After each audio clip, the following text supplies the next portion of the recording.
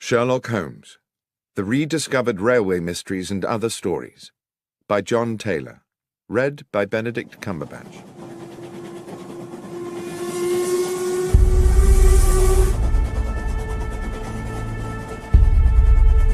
An Inscrutable Masquerade.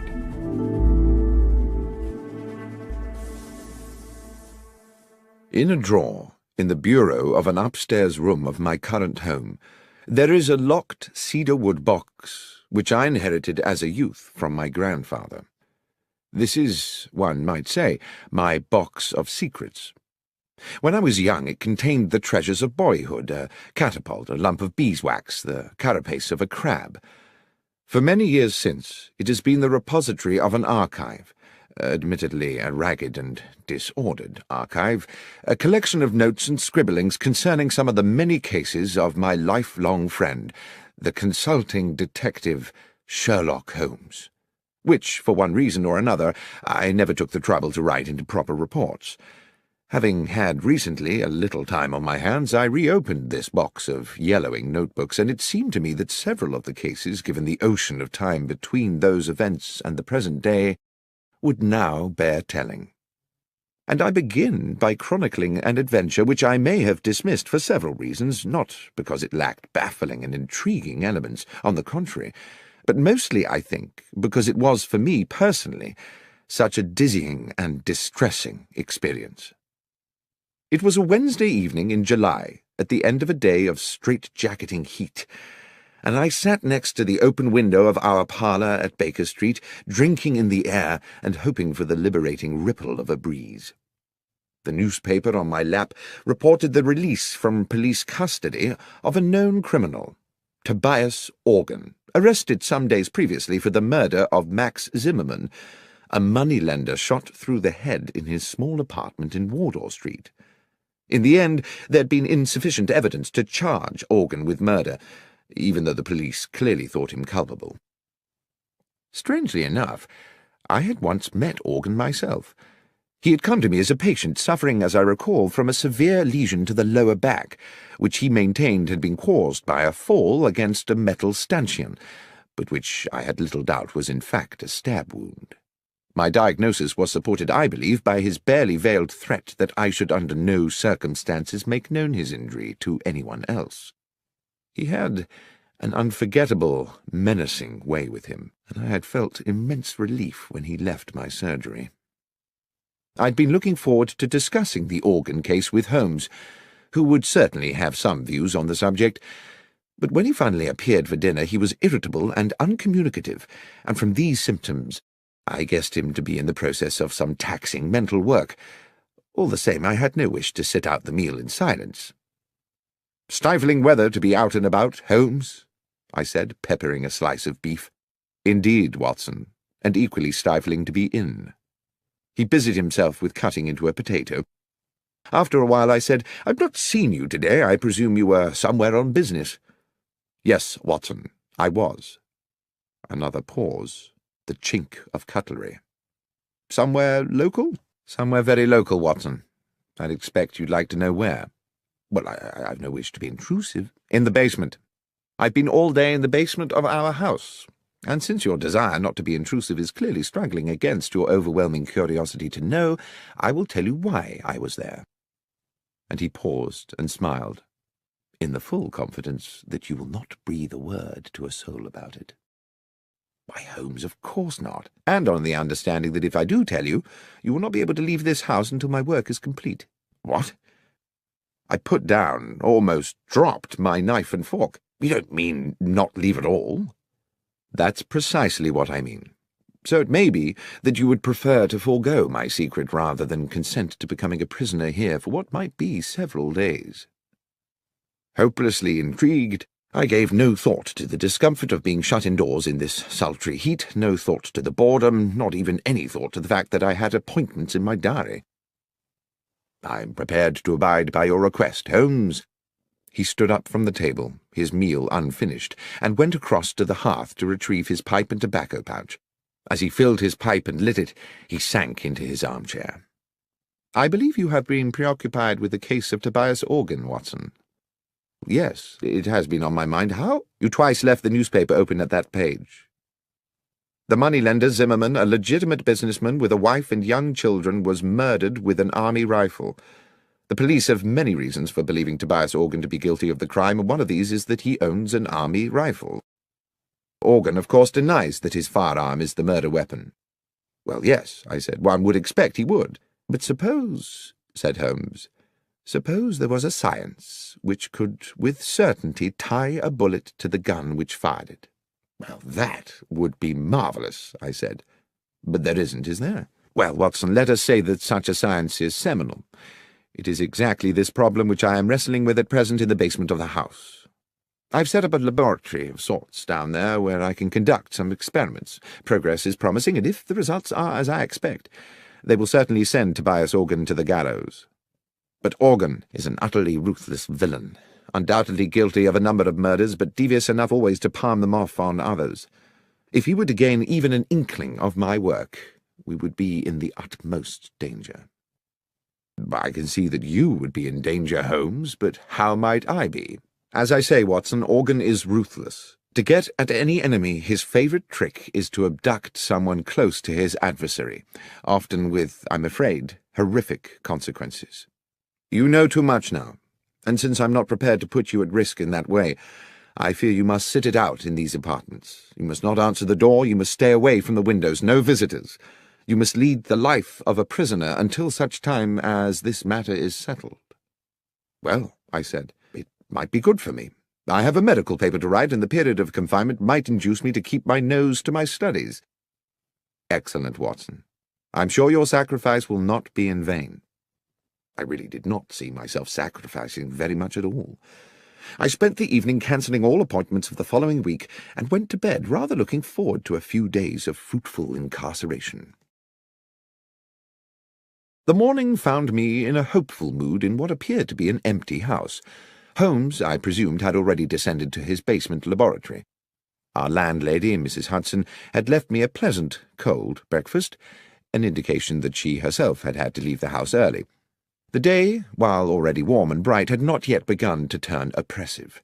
The clock over the hearth ticked slowly as I settled down to my books, experiencing for the first time since my student years some of the quiet ecstasy of study. By midday, the room had become hot. My concentration meandered, and thirst plagued me. I wandered downstairs to Mrs. Hudson's apartment and found her still absent, so I proceeded down to the basement to ask Holmes whether he knew what arrangements had been made for lunch. The door to the basement was shut, and when I tried the handle, I found it to be locked. From within, I could hear the occasional crack of what sounded like a gun being fired, and the grind of metal on metal like ball bearings rolling round an iron bowl. "Holmes, are you there? Watson, what are you doing here?" "I'm in the process of an investigation." "Indeed?" "Yes, I'm trying to find out what's happening about luncheon." "You'll have to prepare something for yourself," he called back. "I'm afraid I've sent Mrs. Hudson away. I cannot risk the lives of innocent people. And Watson, be so good as to keep away from the basement. Confine yourself to our own rooms and to the kitchen. There's a good fellow." "Very well, Holmes, but—" "Yes?" "I really would very much like a newspaper." "I'm afraid you must do without. Neither of us can take the chance of leaving here until this business is complete. Now, please, let me get on." I trundled to the kitchen. I managed to find myself some bread and cheese, which I took back upstairs. Our rooms were now very hot, and since I was forbidden to sit near the window, I ate my luncheon over my books, dropping crumbs into the creases of Gray's Anatomy and beginning to feel restless. After lunch, I managed to force myself to a little more work, but by 3 o'clock had fallen asleep in the armchair. I woke to hear the sounds of evening traffic moving along Baker Street.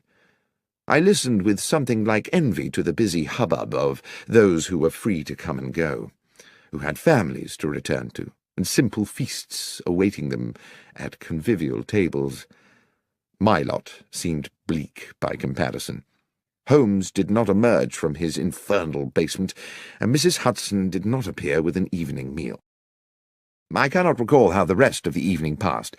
The heat absorbed during the day by London's pavements now radiated back to thicken the evening air. The world outside, of which I had no news, became gradually silent, and I, hungry and disconsolate, went finally to bed. The next morning, after a makeshift breakfast, I got down to some work, and was well into the argument of the paper I was writing, when I began to realize that the room was again beginning to become airless and oven-like. Determined not to succumb to lethargy as I had the previous afternoon, I decided that despite Holmes's strict embargo on going near the window, I simply must have some air. As I raised the sash, I saw a cab approaching along Baker Street and stopping directly beneath the window. The passenger who stepped out was Nicholas Cartwright, an old university friend now writing for the Times. I hadn't seen him for a couple of months, and he seemed about to pay a surprise visit. Desperate as I was for company, I could not forget the promise I had made to Holmes to admit no visitors. The doorbell rang. My first idea was to wait for Cartwright to give up and go away, but there quickly came a second ring, and with it a call from the street through the now open window. "Watson!" A note of anxiety in his voice, suggesting that all was not well. Cartwright was a good friend. I did not see how I could linger there pretending to be deaf when he might be in need of my help. I dashed down the stairs and opened the front door. "Watson, so pleased to have found you." The statement immediately struck me as odd, as did Cartwright's whole demeanour, but mindful of the proximity of Holmes in his makeshift laboratory, I whispered, "Look, old chap, odd things are going on. Come up, as quietly as you can. I'll explain there." A sudden sharp crack issued from the depths of the house, and I hoped that, preoccupied as he was, Holmes would have no inkling of the presence of my visitor. As we entered the parlour and shut the door, Cartwright said, "Watson, I've been worried about you. I didn't even know if I'd find you here." "Worried?" "Yes. The story in the Gazette regarding yourself and Mr. Holmes. Did you know it was in the papers?" "Cartwright, I haven't the least idea what you're talking about, and as for newspapers, I haven't seen one in days. Here." He tossed me the paper, open at about the third or fourth page, and I read the following headline and accompanying article.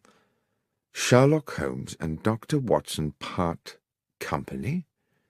After several years of celebrated collaboration, the eminent consulting detective Mr. Sherlock Holmes and his medical companion Dr. John Watson have terminated their professional partnership and, it seems, simultaneously ended their personal friendship. Mr. Holmes said that while he continued to hold Dr. Watson in high esteem and to regard him as a man of exceptional honour and professional competence, circumstances upon which he could not and would not elaborate had made it expedient for them to go their separate ways. There was no comment from Dr. Watson." I stood for a moment, holding the newspaper and averting my gaze from Cartwright. Who had written this? Did Holmes know about it? Was there some truth in it? Was Holmes's exile to the basement a way of keeping me at bay while he found alternative lodgings? "This is today's Gazette?" "Yes, Watson. I see you knew nothing about this." "Am I speaking to you as a friend, Cartwright, or as a journalist?" "Well, I suppose, unfortunately, as a friend, John. I say unfortunately because this is clearly a damned good story. But if you wish to talk to me off the record, so be it." "Off the record, then. I know nothing of this, and I don't know whether Holmes has had a hand in it. He's conducting some very secret business at present, and possibly it's connected to that. That's all I can tell you, I'm afraid." "One thing does baffle me," Cartwright said. "How did the Gazette get the story without us getting it too? Anyway, I won't make anything of this, John, until you give me the go-ahead. But I hope if there does turn out to be an exclusive—" "You'll be the one to get it," I said. "Thank you, Nicholas." I saw him down the stairs and closed the front door behind him, finding myself relieved that he had gone. I had no idea that I would be seeing him again soon under even more peculiar circumstances. But determined that now I must confront Holmes with this business, I knocked on the door of the basement. "Holmes?" A long silence. "Holmes? We must speak." "Not now, Watson." "Holmes, there's something I must discuss with you urgently. Something in the newspaper." There was a scuffling and the basement door opened. "Newspaper? How did you get a newspaper?" Cartwright called. He'd seen an article— Yes, Holmes interrupted. Yes, the article. I dare say you would appreciate an explanation. Give me half an hour. A little later we sat opposite one another in our sitting-room. The evening was still close and oppressive. "The newspaper article," said Holmes, "was an unfortunate necessity. I hope it has not caused you too much embarrassment, Watson, and when this business is finished, all will be rectified." "But why," I said, "report us as having quarrelled?" "Bear with me, Watson, I beg of you. As you know, I have tried to keep my work here secret. But how certain can one be of that? The police are involved in these matters and are aware of my experiments, and who knows whether some junior or even senior member of the force is not in league with that utterly ruthless villain. Now, having been alerted to that newspaper report, might it not be the case that Tobias Organ would assume that you were no longer in London?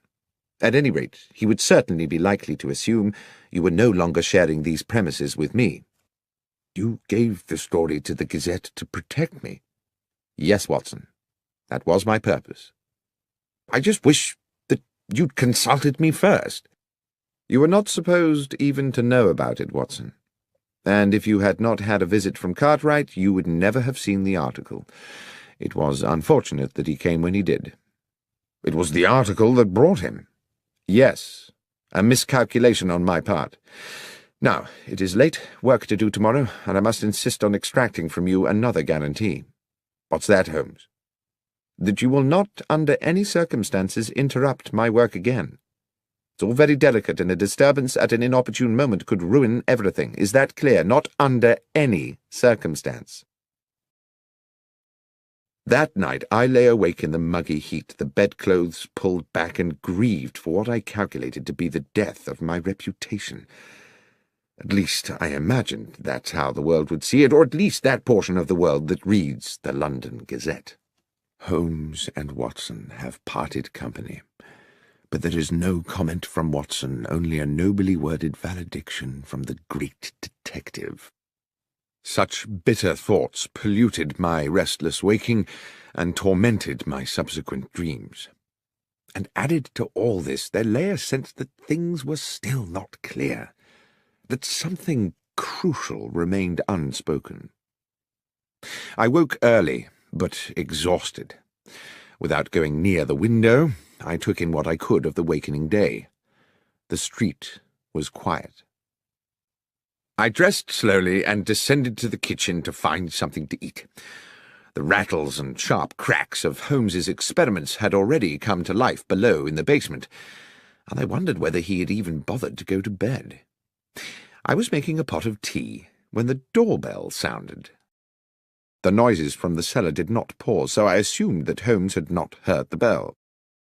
I could see nothing of the front of the house from the kitchen, but after I had taken a few steps up into the lobby, it became clear by means of a side window that the visitor was once again Nicholas Cartwright. I went to the door and admitted him. "Cartwright?" "What's going on, Watson?" "What do you mean?" "I mean, what game is being played here?" "Cartwright? I've no idea what you're referring to. You better come up." He was, I could tell, steaming with anger, though I had no idea what I could have done to arouse it. He would not sit. He stood with his arms behind his back, a man preparing to deliver an accusation. "You told me you were inescapably confined to this house?" "Yes, Cartwright, and so I have been. This is the third day." "Excluding yesterday night, you mean?" "No. I was here yesterday night, too, tossing and turning in my bed at the thought of my ruined reputation." "Watson, see here. Yesterday you prevailed upon my friendship by confiding in me matters which, as a journalist, I considered more than worthy of publication. Had I known that you were deceiving me—" "Cartwright, you have my word I was not deceiving you. I have not left this house since Monday afternoon." "So you have a twin brother?" "No, I do not." "Then please explain to me who was the man outside the restaurant at Marylebone Station at 5 past midnight?" "I take it he resembled me." "More than resembled. I do hope you're being truthful with me, Watson." I could see that his suspicions were not allayed. I even began to wonder whether my restless period of waking the previous night had itself been a dream, and whether I had been sleepwalking. Such things are possible, I know, and the heat, my fatigue, and the events of the last days had left me so baffled that in that moment of confusion I could not entirely rule it out. "What happened," he said, "was that I was walking through the station concourse when I spotted you by the wall of the restaurant, which by then was closed, talking to a man in a brown felt hat. I would have approached you, but when I caught your eye, you cut me as dead as if you didn't know me, and I assumed your conversation was of some importance. The more I thought about it, the more I thought it was a poor way to treat a good friend." Suddenly the fog in my brain gave way to an horrific clarity. I knew that I must rid myself of Cartwright at once. "Thank you for telling me this," I said. "It is of the utmost importance. But, Nicholas, and I pray you won't take this amiss, I must ask you to leave." "To leave?" "Please. This is a fearfully serious business. There is real danger." "You're not just trying to get me out of the way, Watson?" "That's exactly what I'm trying to do, Cartwright, but for a very good reason. Believe me, you will have your story." "Very well, John, very well." At the front door he patted me amiably on the shoulder. I shut the door on him and leaned against the wall, trying to get my thoughts in order. Holmes had instructed me not under any circumstances to trouble him again, yet this situation was possibly critical. If Tobias Organ had hired some impersonator to look and sound so like me that even Cartwright, who had known me for years, could be convinced, then Holmes might also be deceived, and then what power they would have in their hands. If I could not speak to Holmes, I could at least alert him by other means. I ran up the stairs with the idea of writing a note which I could slip under the basement door, but as I reached our rooms, I heard a cry from the street. Without thinking, I ran to the parlour window. 100 yards southwards along Baker Street, 3 men were struggling. 2 of them were bundling the 3rd man into a cab against his will. It was Cartwright. I dashed down the stairs and ran into the street. The driver of the cab had already whipped up the horse and moved off at a lick, but I gave chase, fury and outrage fueling my progress. I pursued them for a good half a mile until eventually they outpaced me, and I stood gasping for breath outside St. Vincent's Church. I sat on the pavement. I needed Holmes's help. The transgression of a broken promise was a trivial thing, surely, in the context of this appalling incident. I would go to him immediately. Aware that, in the haste of my pursuit, I'd left the front door of the house open, a new anxiety overcame me. Clearly this kidnap was the work of Organ's ruffians, and who was to say that they would not take advantage of an open door? I trotted as briskly as I could back to Baker Street. But the door was no longer open, and on such a close and windless day I thought it unlikely it had been closed by a draught. The horrible thought occurred to me that someone may have already got in, and then everything seemed to tumble into place. Cartwright's abduction had been intended to draw me out of the house so that the man masquerading as myself could gain entry. Holmes would be unaware of this. He would eventually open the door of the basement to his assailant, and, believing it was myself he was admitting, would offer the easiest of targets. I had left the house without a key, but I knew there was a possibility of access via the rear of the terrace. This entailed my knocking at the door of our neighbour, Mrs. Harben, an elderly, amiable woman who seemed happy to allow me access to the rear of the building. Here I was obliged to scale a wall to the yard outside the back of our own dingy basement, the front room being that which Holmes had taken for his makeshift laboratory. There was no light within. I opened the door with infinite slowness. The noise of Holmes's experiments seemed to have stopped. The door that connected this room to the front half of the basement was 6 or 7 short paces away, but it was too dark to see whether the bare floorboards were liable to move and groan when I trod upon them. I tested each step before lowering my weight, and moved with the floating motion of a rather overweight pantomime artist. 1, 2, 3. Then there was movement behind me. A hand was clamped across my mouth and an arm locked around my throat. The grip was expert. I could not breathe or move. The hot breath of my assailant in my ear whispered, "Doctor, do not cry out. I'm going to release you and you will turn round slowly and face me. You must not make a sound. Tap my hand if you understand." I reached up to the hand around my throat, and obediently I tapped it. The arm released me, and as quietly as I could I took a deep draught of air, turning as I did so. "Lestrade!" "Shh! Yes, Doctor. Wasn't expecting you here. Or rather, in a sense I was, but since you are just about to arrive, I wasn't expecting you to come in the back way as well." The policeman smirked at his little conundrum. "Will you explain to me," I began, "what on earth you mean?" "Not now, Doctor," he said. "Glad you're here, though, sir. An additional pair of ears. Up close to the door now and listen, it won't be long." It was indeed less than a minute before we heard the door from the front of the house opening into the laboratory, and the arrival of what sounded like 2 men. The door was closed with a thump, and a gruff voice said, "So this is it?" "Yes, this is where he's working." There was something familiar about that second voice. "And he won't be back for a while?" "No. Half an hour, I should think." At that moment, with a shock, I recognized the other voice. It was my own. I turned to Lestrade again, but he just put his finger to his lips and indicated that I should continue to listen. "So what's the plan, then?" asked the gruff voice within.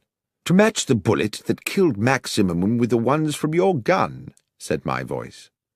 "The police know you killed him, but they need Holmes to provide them with evidence that will convince a jury. Evidently, I thought, the gruff character is Tobias Organ." I heard him pace about, then spit noisily. "Zimmerman's not the first one I've topped, and they've never got me yet. They say you only got £4 10 from him." "Never you mind what I got. Anyway, I never killed him just for the money. I killed him because he gave me a bad look. He gave me a bad look, and I gave him a bad headache. A bullet right between the eyes. Now, let's deal with this little problem." Suddenly there was a tumultuous crash, as if one of the walls had fallen in. "In we go, Doctor," said Lestrade. He pushed the door hard, and we rushed into the laboratory, where Organ had kicked Holmes's equipment flying in all directions, and where, to my amazement, I saw that he was now being attacked by myself. A perfect duplicate of me cracked him a right hook, then a left hook, and then felled him with a blow to the side of the head. Organ hit the floor like a sack of cabbages. Lestrade was on him in a flash, cuffing Organ's arms behind his back. Lestrade blew his whistle and then proceeded to arrest him. As I stood back to get a better look at my other self, the duplicate doctor put a hand to his own face, wrenched at his upper brow, and pulled and stretched until he had removed his entire face, revealing, beneath the peeling mask, the flaming eyes of Sherlock Holmes. The next moment Lestrade's officers came bursting through the basement door, and Tobias Organ was dragged away. The heat of the day had given way at last to a pleasant evening. Mrs. Hudson had returned to the house and provided Holmes and myself with an excellent evening meal. Now we sat with our brandies, and Holmes with his pipe at the open window, where a gentle breeze lifted the curtains and refreshed the parlour. "As you will have deduced," Holmes was saying, by way of explaining it all to me, "the object of the masquerade was to lure Organ somewhere where we could extract a confession from him by subterfuge." "But your ballistics experiments," I said, "would they not have been enough to convict him?" "It is a science only in the imagination," Holmes said, "and though one day I'm certain it will be more than that, there is much more work to do than I could accomplish in a fortnight. But Lestrade and I agree that if Organ believed himself to be at risk from my experiments, he would wish to destroy them. What on earth were you doing in there, Holmes, if the thing was a complete hoax?" "I'm afraid I did deceive you a little. I was not in there all the time. The mechanism of an old railway clock and a device employing elastic and a drum skin were intended to give the ear the impression of ongoing industry. "Well, it certainly deceived me," I said. "But was it really necessary for me to be incarcerated for the duration?" "I'm afraid so, my friend. If Organ, through one of his spies, had got wind that there were two Watsons, the trick would not have worked. What's more, it was necessary for him to believe that you and I had quarrelled, and therefore that the good Dr. Watson might be in the market for a bit of betrayal. Unfortunately, your friend Cartwright saw me meeting Organ's accomplice at Marylebone Station, and almost let the cat out of the bag. It was necessary for us to put him somewhere safe. Lestrade's men kindly subjected him to a temporary and very comfortable period of kidnap. It was you who had him dragged away." "Yes. I had not calculated that you would follow him, of course, or that you would be locked out and find yourself clambering in through the back. But it turned out well. You will make an additional witness for the prosecution." "Do you think they'll convict him?" "Oh, yes, Watson. His confession today was as clear as a bell. Tobias Organ will hang. As for you, my friend, I have given you a terrible time, and as a reward, I'm going to take you to the opera." "Tonight?" "Yes, tonight. Gilbert and Sullivan. The Mikado." "But, Holmes, my memory is you don't much like Gilbert and Sullivan." "No, Watson, but you do. And besides, I have to confess to having a soft spot for the Lord High Executioner."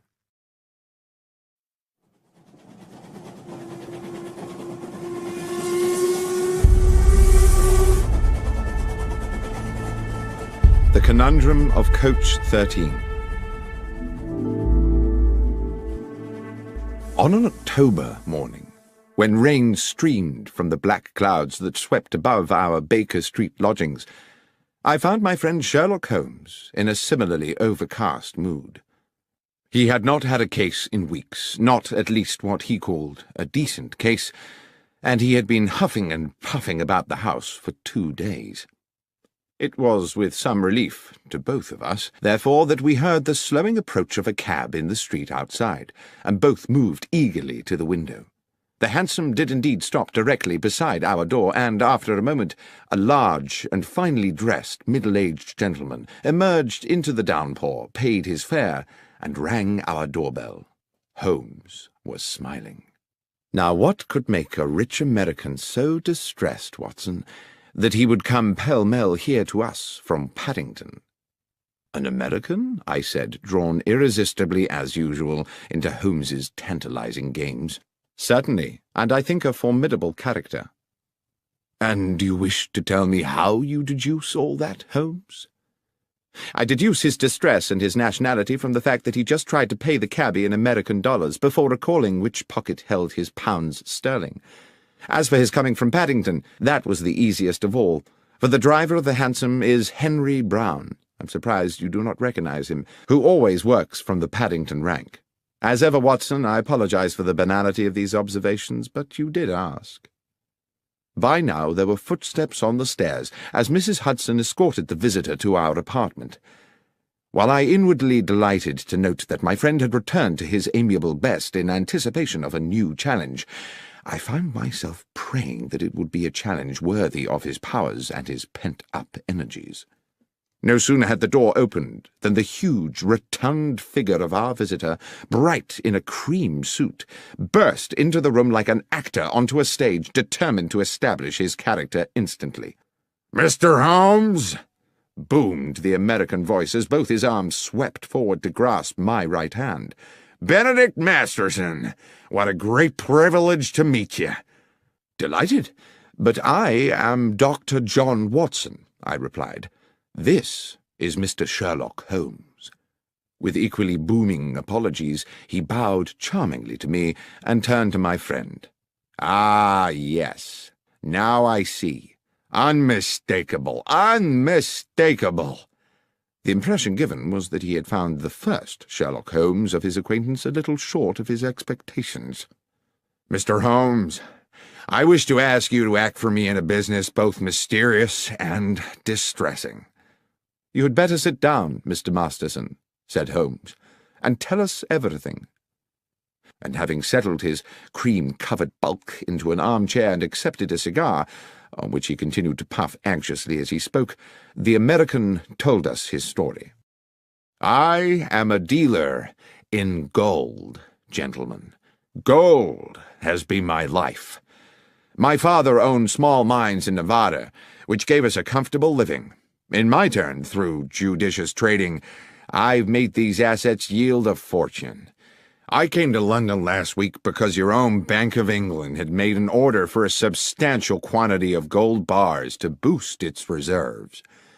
The bullion was shipped into Bristol Harbour and transferred yesterday onto a chartered London train for transfer to the bank. I have been in London doing the paperwork, of which there is, let me assure you, no small amount. And I went to Paddington this morning to meet the consignment.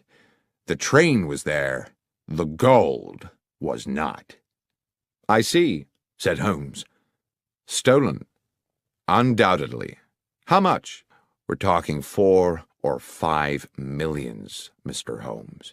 "That's a large loss. Is the gold insured?" "Indeed it is, but you know insurance companies, Mr. Holmes. They are ever suspicious, and the circumstances of the gold's disappearance are, to say the least, rather strange." "The details, Mr. Masterson," said my friend, "if you please." "Well," continued Masterson, tapping a thick cylinder of ash into the ashtray, "I'd asked to commission an overnight train, and also insisted that it be discreet, not armored or escorted, or in any way having the appearance of a specially secured conveyance. I was offered the charter of a passenger train which returns empty from Bristol to London once a week, and which railwaymen jokingly call the Bad Luck Special, not because anything has ever happened to it, but because it normally consists of 13 empty passenger coaches, as indeed it did on this occasion. I insisted that the gold be packed in steel containers, each locked with a unique key. You will appreciate that gold itself, gentlemen, is a weighty metal, so each box contained only as many bars as would enable the containers to be carried. In order to prevent the possibility of them being removed from the moving train, I ensured that while they were small enough to go through the open carriage door, they were too large to pass through the windows, even with the windows slid down to their largest aperture. I then arranged for the doors of the bullion carriage to be locked from the outside so they could not be opened until the train reached London. The train was empty then, apart from the driver and fireman of the locomotive? No, Mr. Holmes. It is railway practice for all trains to have a guard. A practice I was very happy to comply with, since it meant my consignment would have an overseer throughout its journey, and to this end all the steel cases were loaded into the last coach of the train, coach 13, where the guard could keep a constant watch on them. The man employed for the job was a Mr. Lyons, Mr. John Lyons, a mature and trusted employee of the railway company. Here, strangely, Mr. Masterson stopped and smiled.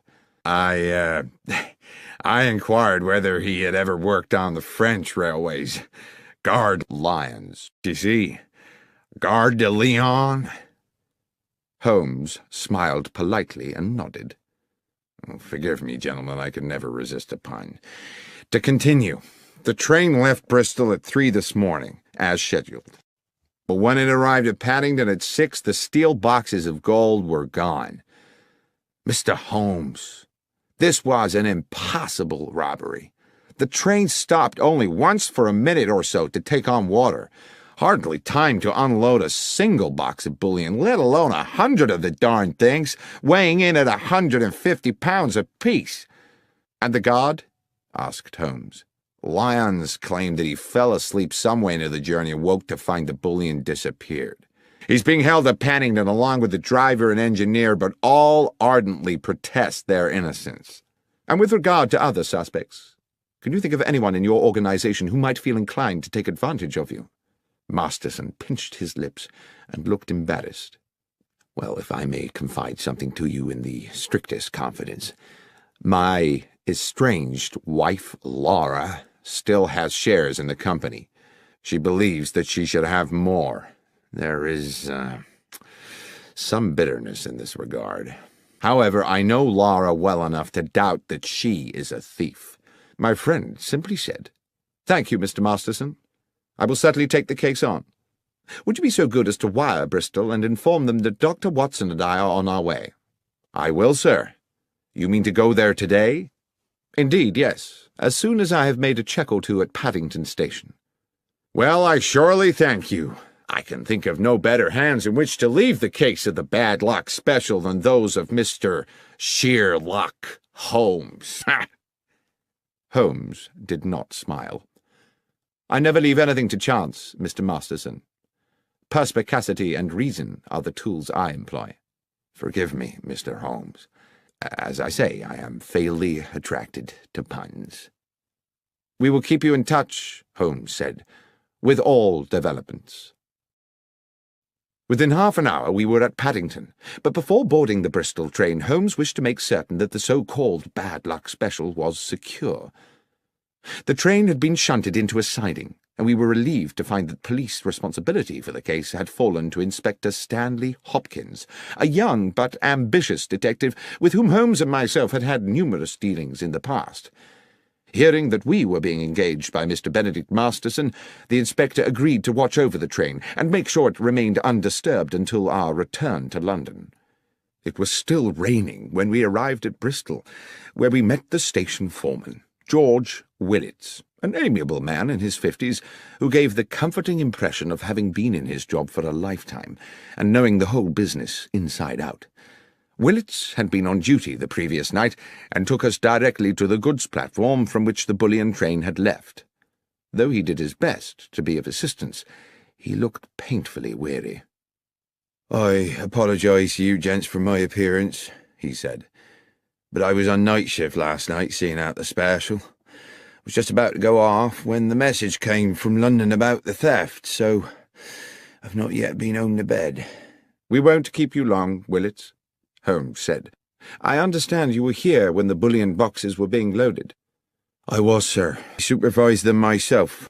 Watched them being lifted into the guard's carriage at this very spot, before I sent the signal to bring in the rest of the train." "The guard's coach was not connected to the train while it was loaded." "That's right, sir. The rest of the train was shunted out of the siding and coupled up just before she was due to leave." "And who brought her in?" "Tommy Marriott, the engineer, and his fireman, Pat McGlinchey." "Old hands?" "Not quite so much a fixture as myself, Mr. Holmes, but they've been around the best part of 10 years. They're sound men." "Good. Now, if you'll bear with me a little longer, Willits, I'd like to ask you a little more about the gold itself. How many men were involved in loading the carriage?" "Well, sir, it was quite some operation. It took 4 men to load each box, 2 inside the carriage, 2 outside. Damn heavy things, if you'll excuse me, sir. Over 100 weight apiece, and damn awkward squeezing them through them narrow doors. It was a hell of a job." "And how long would you say the whole business took?"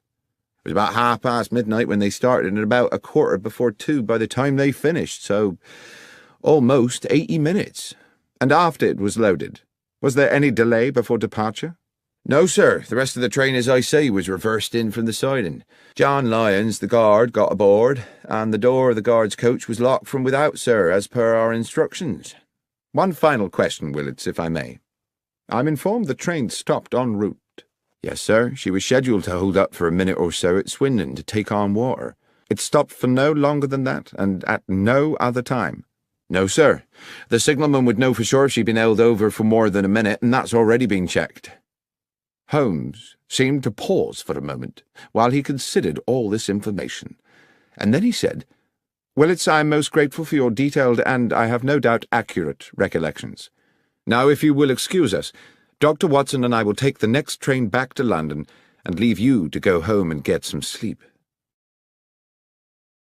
Inspector Hopkins was at Paddington when we arrived, and Holmes immediately requested that he arrange for us to speak to the railwayman who had commandeered the bad luck special on the previous night, Marriott and McGlinchey, the engineer and fireman, and the guard, Lyons.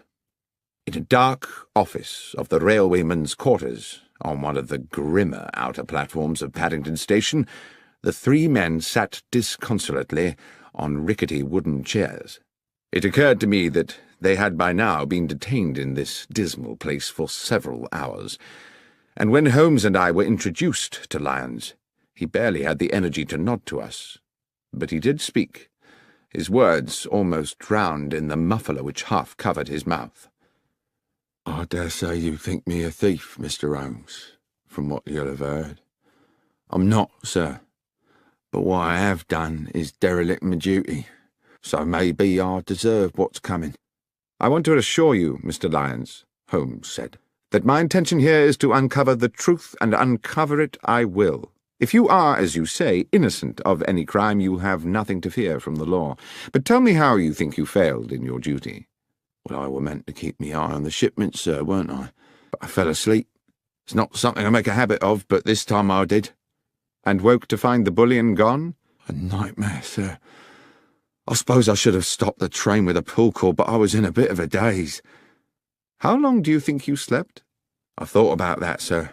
I remember us passing through the White Horse Valley just before Swindon, and when I woke up, we were about 10 miles out of it and past the Lumsey Water Tower." Holmes looked towards the fireman McGlinchey, a plump man with rich black curls. "When you stopped to fill the tank, did you notice anything odd?" "No, sir. It was a dark night, and there were no lights there save the fire from the boiler. You couldn't see 20 feet beyond the train." Holmes turned back to Lyons. "I would like you to describe to me the events of yesterday evening." "Well, sir, I wasn't due to start my shift until 1 in the morning, so round about 12 I had a brown ale in the railwayman's canteen and collected some sandwiches and a can of tea for the journey." "Just tea and sandwiches?" "Yes, sir, and a piece of seed cake, if that's not too much detail." "There is no such thing as too much detail. Please continue with your story." "Well, at about 1:30 I made my way over to the goods platform. They just finished loading the bullion into the end carriage, and the other part of the train had been brought in and coupled up.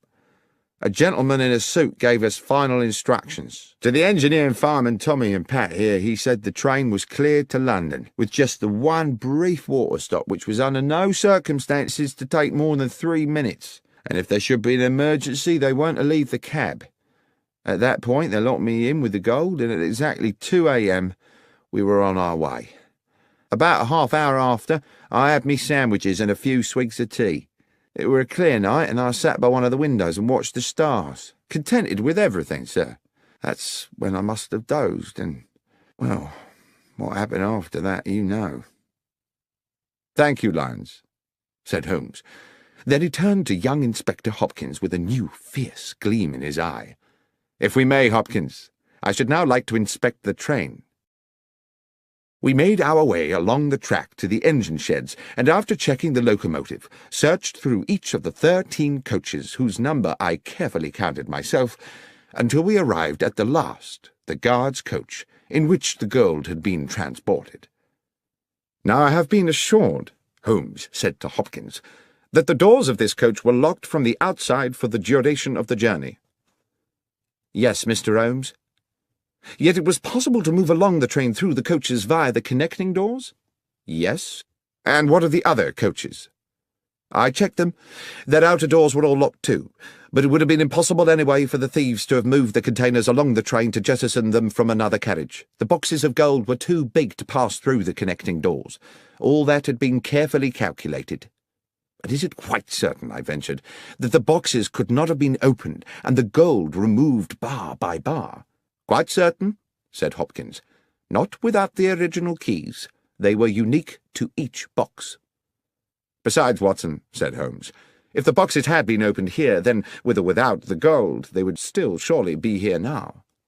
Speaking of which, Hopkins, the carriage is just as it was found when the doors were first opened this morning. As I said, Mr. Holmes, nothing's been touched."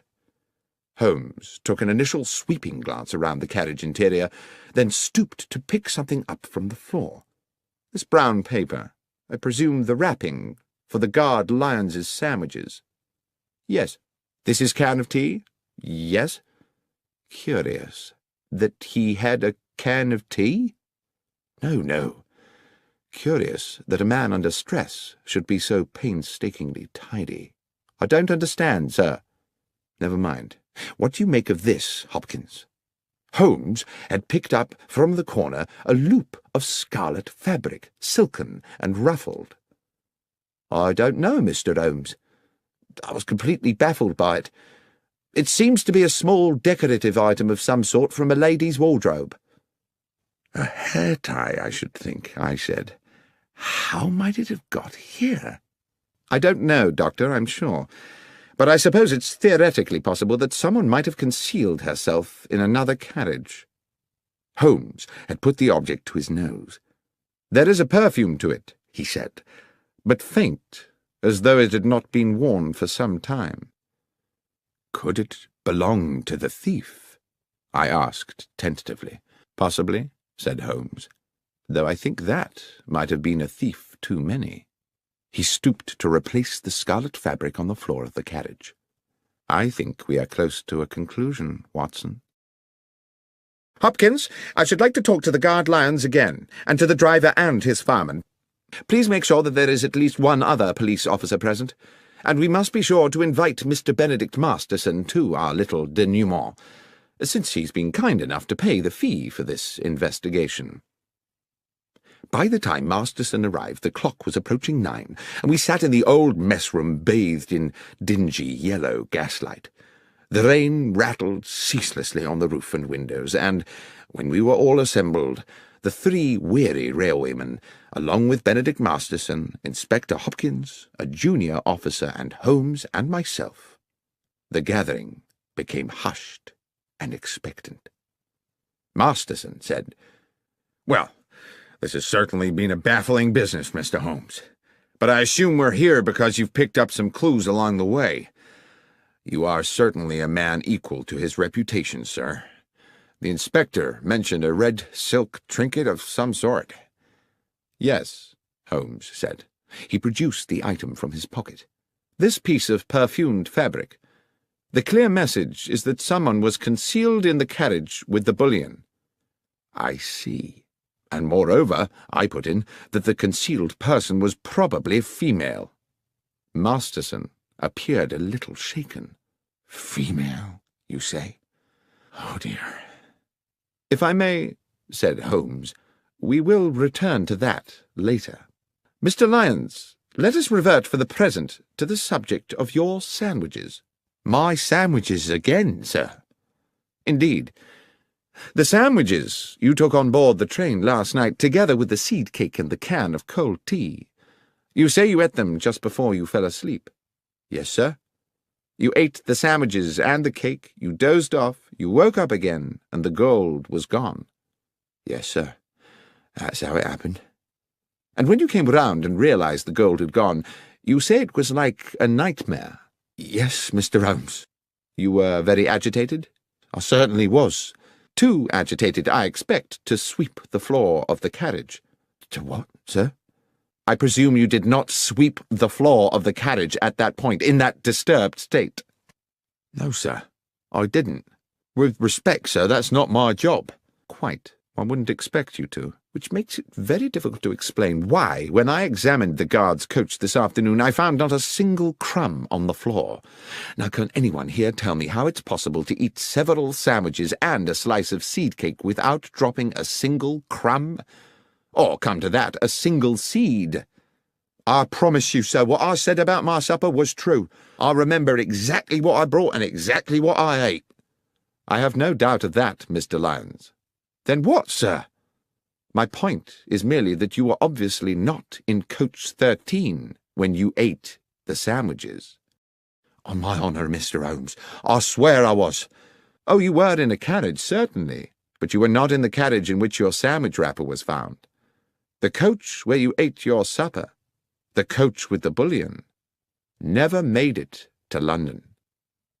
"Mr. Holmes, this is confusing," began Masterson. Holmes interrupted. "On the contrary, Mr. Masterson, it's very clear. The coach containing the gold was uncoupled from the train when it stopped for water, run into a siding by those awaiting it, and unloaded of its cargo at their leisure during the night.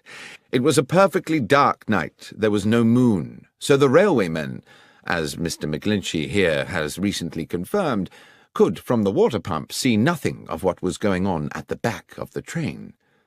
"But, Mr. Holmes," said Inspector Hopkins, "the Bad Luck Special has 13 coaches. Everyone knows that. And you will no doubt yourself have noted that we passed through exactly 13 coaches in our inspection of the train this afternoon." "Oh, it has 13 coaches now, of course, Inspector," Holmes said. "And it only struck me after we had left Bristol and its pleasant station-master Willits that he had described to us in detail his whole engagement with the loading of the gold and the departure of the train without once mentioning that he'd counted the coaches before the train left. The fact is, he didn't count them. He didn't think he needed to. The Bad Luck Special had always consisted of 13 coaches. He wasn't to know that your accomplices at Bristol had added an additional coach to the train before it was attached to the coach carrying the boxes. A coach with its seats stripped out to make it practically identical to the bullion car. On that one night, the Bad Luck Special had not 13, but 14 carriages. When the train stopped to acquire water, it simultaneously shed a coach, and it very nearly, he continued, turning back to Lyons, shed a guard, too. You're a very fortunate man, Lyons." "I don't feel fortunate, sir." "Your good fortune is that you are still alive, and that in turn is because you were fortunate enough to fall asleep. Imagine if you had not. The train stops. The thieves uncouple the rear coach with yourself inside it. As soon as you see them, you become a risk to them. There's no telling what they might have done. What I believe actually happened was that as they were releasing the carriage from the train, someone noticed that you were asleep inside. They took the opportunity to move you into the next coach, along with your tea can and sandwich wrappings. You may be thankful you did not wake at that moment." Masterson wore an expression of amazement. "I am full of admiration, Mr. Holmes. But at the same time, I feel somewhat desolated. This clearly means that someone in my organization has betrayed me." "Which brings me back to the ring of scarlet silk discovered in the carriage, certainly an intriguing adornment to the problem," said Holmes. "It could indeed signify the presence of a woman." "But there is the mystery," I said, "of how she got there, or what she might have done." "I think, however," said Holmes, "that is a mystery with a simple solution." At this point Masterson appeared rather tragically stricken. "You're thinking—" "Yes," said Holmes. "You're thinking that my estranged wife, Laura— Dear God, that foolish woman—" "Oh, come along, Mr. Masterson. You know full well your wife had nothing to do with it. There was no one aboard the train save the 3 men here, driver, engineer, and guard, and none of them had anything to do with the robbery." The 3 railwaymen looked at one another as though they had suddenly had revealed to them their entitlement to a joint fortune. "As for the thieves," said Holmes, "they are to be located somewhere nursing a hoard of bullion, apart, of course, from their paymaster, who is sitting here with us. Is that not so, Mr. Masterson?" Masterson blustered and steamed. He was outraged. This was absurd. "How dare you, sir? What evidence have you for such an outrageous suggestion?" "I had misgivings from the beginning. I could not understand why you came to me so quickly after the theft had been discovered, when you had so much else to deal with. I see now that you were at pains to demonstrate to the insurance company that you were doing all in your power to recover the bullion because, of course, if you could have both the gold and the insurance money, you would have considerably augmented your fortune. But worse still, what your partners in crime would have done to Mr. Lyons, had he not had the good sense to fall asleep on the job, hardly bears thinking about. You were prepared not just to steal, but to be an accessory to murder." "This is speculation, Mr. Holmes. This would not stand up in court. You should be looking for another felon. What about that red silk ring?" "Ah, yes. You've been very subtle about that, Mr. Masterson, suggesting your wife's name one moment and the next assuring me that she could not possibly be implicated. I doubt whether you thought she would be, but you certainly sought to throw me off the scent. What was that item, if not a red herring? And is that not, for those who like to play games with words, another way to say a red herring? What fun you no doubt planned to have with that joke, Mr. Masterson, had you got away with this business. Now it seems the joke is on you. That was one pun, Mr. Masterson, which you would indeed have done better to have resisted. But whether justice was fully done is a moot point. In expectation of reducing his own sentence, Masterson eventually divulged the names of his accomplices and led police to the embezzled bullion. And although he was committed to prison for several years, it was clear that once his sentence was served, he would continue the life of a wealthy man. "I can't understand," I said to Holmes a couple of evenings later, "why you seem so damnably happy." "A man is never more content, Watson," he said, "than when doing well what his nature has fitted him to do. On which thought, will you pass me the tobacco pouch? I think we should indulge ourselves in a brace of good pipes."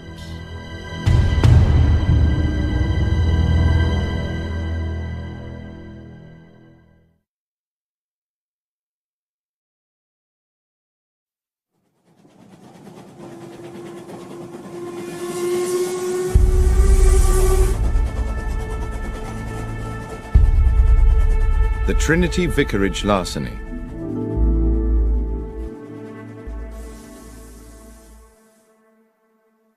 One fine spring morning, Sherlock Holmes and I received into our rooms a portly gentleman in a purple dress. That at least is how it momentarily appeared to me, as I glanced up from the Daily Chronicle at the open door. The purple gentleman, it transpired, was the Right Reverend the Lord Bishop of Kent, an old acquaintance of Holmes, and he had brought with him, as so many of our visitors do, a problem that was clearly causing him some agitation. Mollified a little by coffee and a cigar, Bishop Spriggs needed no prompting to divulge his story. "The nub of my problem, gentlemen, is an unfortunate young priest. A young man of promise and talent, very popular with his parishioners, who has inadvertently got himself into deep water." "Intriguing," said Holmes. "You may recall," the clergyman continued, "that Trinity Church in the Kent village of Hatchingham was last year in the news because of an exceptional discovery." "Of course," I said. "A silver chalice of considerable worth was discovered in the crypt." "Yes, Dr. Watson.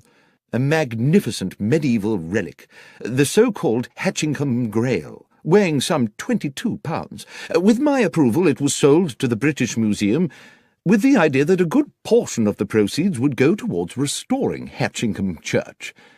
The Reverend Kingsley, pending the beginning of the building work, had locked the money up in the church crypt. It was stolen yesterday. Holmes, you can imagine what an outcry there'd be if this found its way into the papers.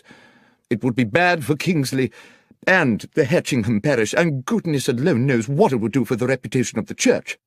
At any cost, the money must be recovered and the thief put away. And I mean any cost, Holmes." "Let us not concern ourselves with fees just yet," Holmes said. "Are there any clues at all as to who might be responsible for this theft?" "I'm not sure about clues," replied the clergyman. "Kingsley did make some sort of an attempt to discover the identity of the villain by chasing him over the fields after the theft, but I'm afraid he didn't get very far." "I think we had better meet the young reverend," said Holmes, "as soon as is practical. Watson, would you be at liberty to accompany me to Hatchingham for a few days?" "I'm utterly indebted to you both," said the bishop. "I dare say while you're in Hatchingham we could put you up at the Trinity Church Rectory. Or there's the Jolly Bulldog, if you'd prefer an inn."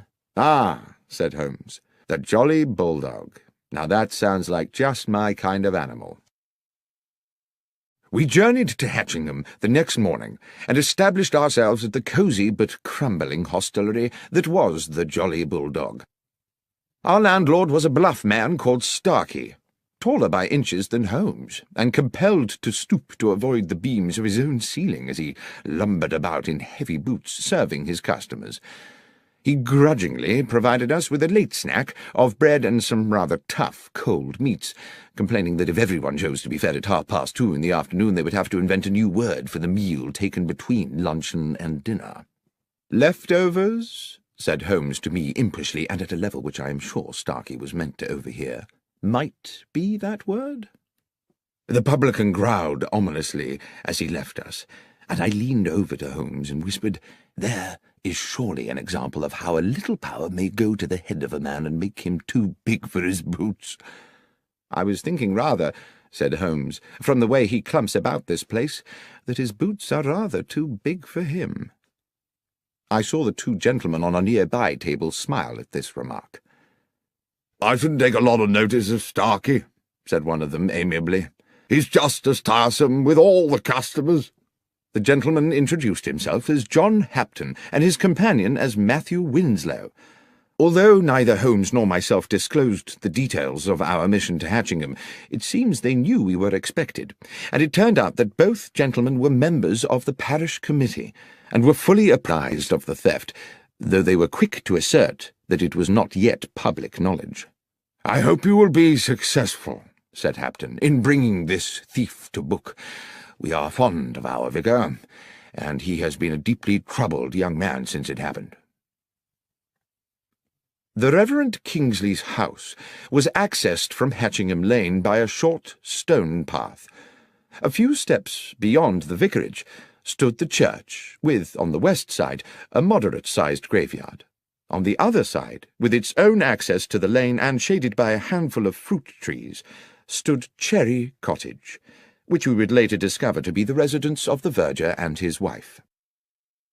The Reverend Kingsley was a man in his early 30s, small in stature but of good looks, his clerical dress the quintessence of neatness. While clearly stricken by his predicament, he remained calm and articulate, and did his best to make us welcome in a pleasantly appointed parlour whose deep-coloured, thick-piled carpet and embroidered cushions evidenced a delicate sense of taste. "It's a relief to see you, gentlemen," he said.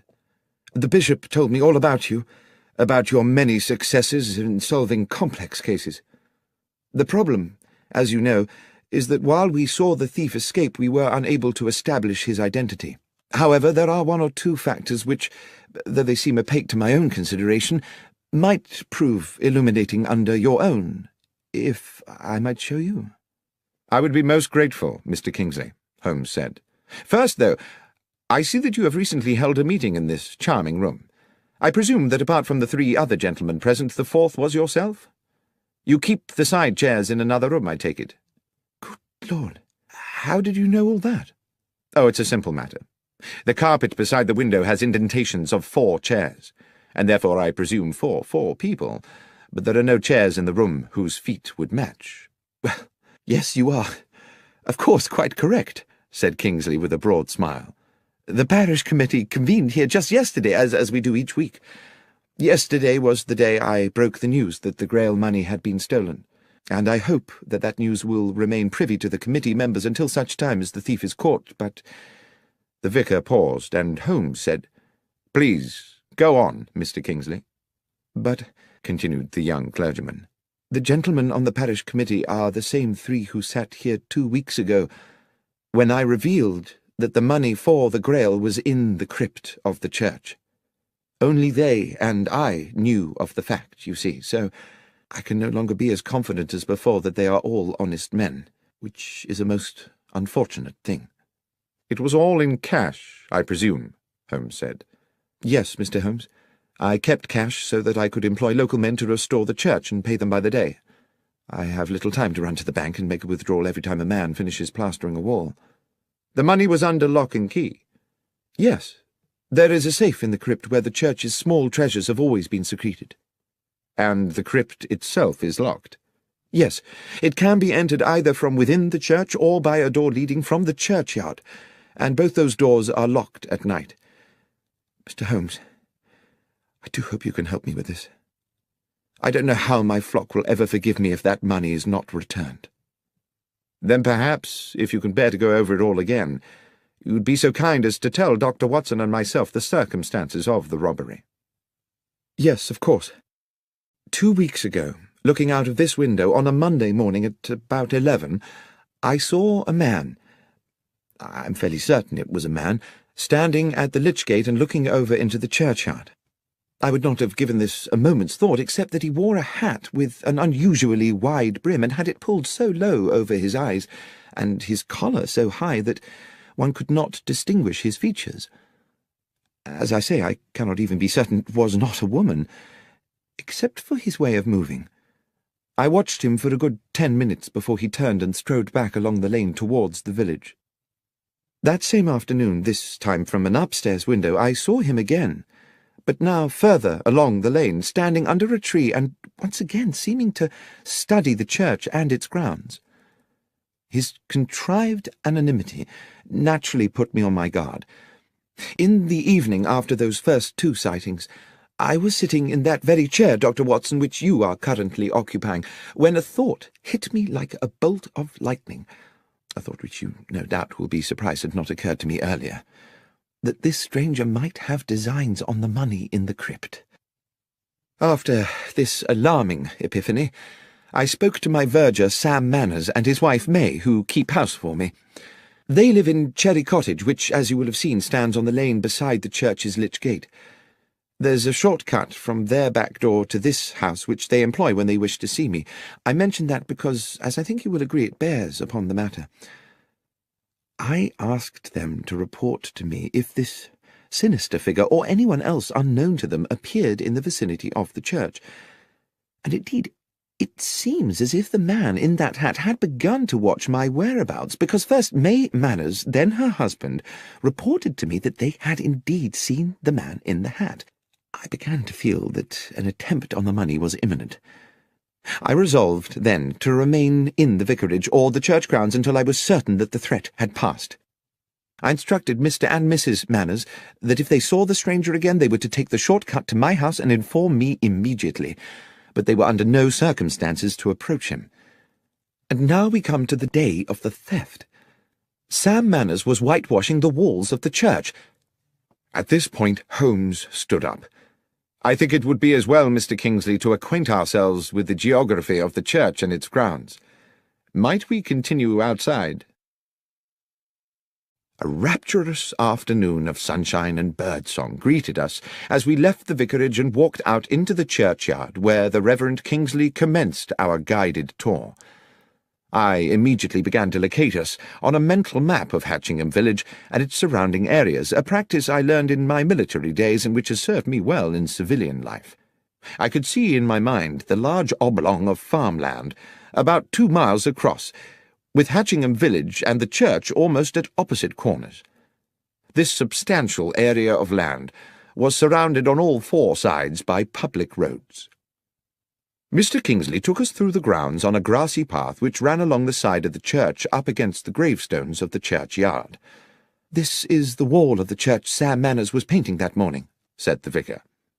"He worked for a couple of hours, and at 12 o'clock I sent him off to his cottage for his regular midday meal. I went back into the vicarage and took up a book. After about 20 minutes there was a knock at the back door. Mrs. Manners was in a frantic state. She and Sam had just seen the man in the white-brimmed hat going into the churchyard.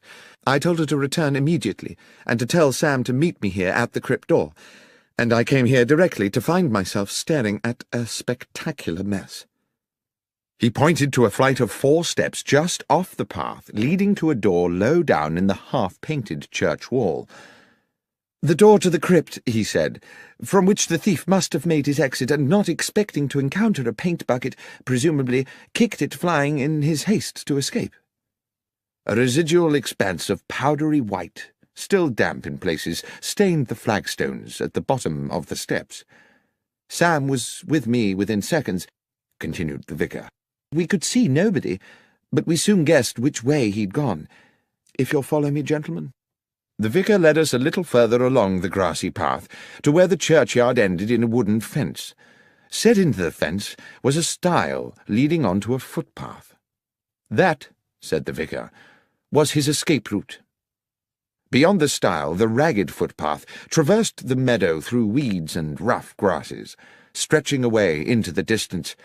Along this narrow track could be seen intermittent blobs of white. "And I suppose the presumption would be," said Holmes, "that the trail of white paint marks are the fleeing man's footsteps." "Yes, exactly. Obviously our man escaped across the field to Harding Lane, Mr. Holmes." My companion nodded. He stopped at the stile. "There are 2 white handprints here," he said, "a right hand and a left hand. The fellow was in some haste, as indeed one would expect." Holmes crossed the stile athletically and walked a little way into the field. Bending down, he examined one of the white marks, then plucked up a handful of grass and returned to us. "Thank you, Mr. Kingsley. I think I've seen all I need to here. Is there anything else you think might help us?" "Yes," said the vicar enthusiastically. "Back at the house." Holmes requested that Sam Manners and his wife join us in the vicarage, and a little afterwards in Mr. Kingsley's kitchen. Mrs. Manners set herself to the task of making us all tea, while Holmes paced the stone floor slowly. I sat at the kitchen table with the vicar and Sam Manners, a ruddy man in his early 40s, whom Holmes was now addressing. "So, Mr. Manners, you are the only person to have caught a glimpse of the man in the hat on the day of the robbery?" "I believe so, sir. I was at the window taking my lunch. I saw this feller in the big hat looking up and down the lane a few times as if to check all was clear, then enter the churchyard. Straight away I said to Mrs. Manners to go by the back door and tell the vicar." "And you yourself waited in the cottage until Mrs. Manners returned?" "I did, sir." "For how long?" "Not more than 2 minutes. She told me the vicar wanted me to meet him out by the church. I dashed right out."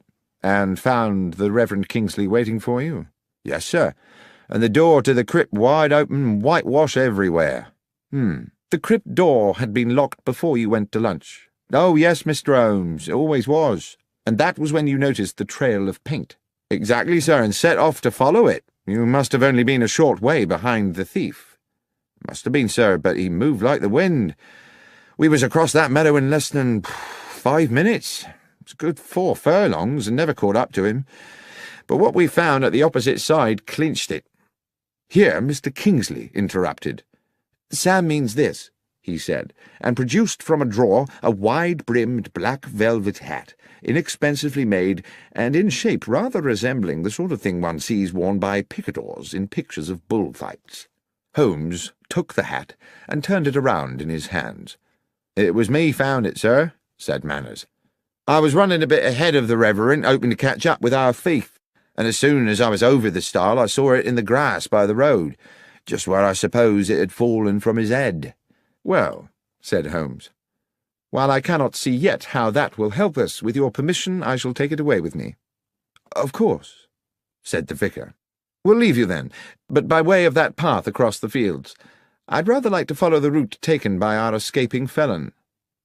And so it was that we made our farewells and set out from the churchyard across the wide meadow towards Harding Lane. Although it had been a week since the church thief had fled, there remained a clear trail of white footprints across the entire width of the field. The path ended at another stile, which gave onto the shaded narrowness of Harding Lane. We calculated that to return to Hatchingham village we could go in either direction around the perimeter of the meadow. We took the route west along the Pincham Road rather than going east and back via the church. As we walked, my companion looked repeatedly this way and that, into the fields at the roadside, the patches of scrubland, and the bushes and trees. "If you note anything, you must let me know, Watson." And I agreed that I would. But the fields lay bright and innocent in the late afternoon air, and the trees were populated only by birds jubilantly enjoying the sunshine. Then, as we crossed a bridge over a gurgling stream, Holmes stopped halfway. "There's something there. Do you see?" He pointed to the bank of the stream, above which a hawthorn overhung the rushing water. "Something in that bush. A pair of somethings, unless I'm mistaken." We clambered over the balustrade of the little bridge and dropped onto the bankside. The hawthorn was thick, and even at close quarters my eyes were at pains to penetrate into its depths. Holmes, using a fallen branch the thickness of his arm, smashed his way into the bush. His soft cry of triumph told me he had found something, and he reached in and retrieved in one hand a large pair of leather boots. "What do you think, Watson? Is this or is this not the footwear of our thief?" "They're certainly large, those of a very big man, I should say, and there are white marks on the soles. Should we see how they fit those prints on the church meadow?" "I think we can assume that much, Watson. But what would induce the villain to jettison his boots here?" "Perhaps," I said, "he thought he was still being chased, and knew that if he were caught wearing them he would be recognized straight away." "Equally suspicious if he'd been found with no boots at all," said Holmes, "though I suppose he may have carried a spare pair of shoes with him. Watson, it is fairly clear to me the thief is a local man. Why, unless he feared to be recognized, would he indulge in such an elaborate disguise? Let us go back to the Jolly Bulldog. That, after all, is where the locals like to congregate." In fact, on our return to the inn, we found John Hapton and Matthew Winslow, the parish committee men we had met earlier, having returned to, or perhaps never having left, the same table. As we sat down, Holmes placed beside him on the floorboards the pair of boots we had found in the hedgerow, causing the two gentlemen to look at them inquisitively. When Starkey, the landlord, arrived to serve us, the first thing he said was, "Your boots, gentlemen?" "Not ours," said Holmes.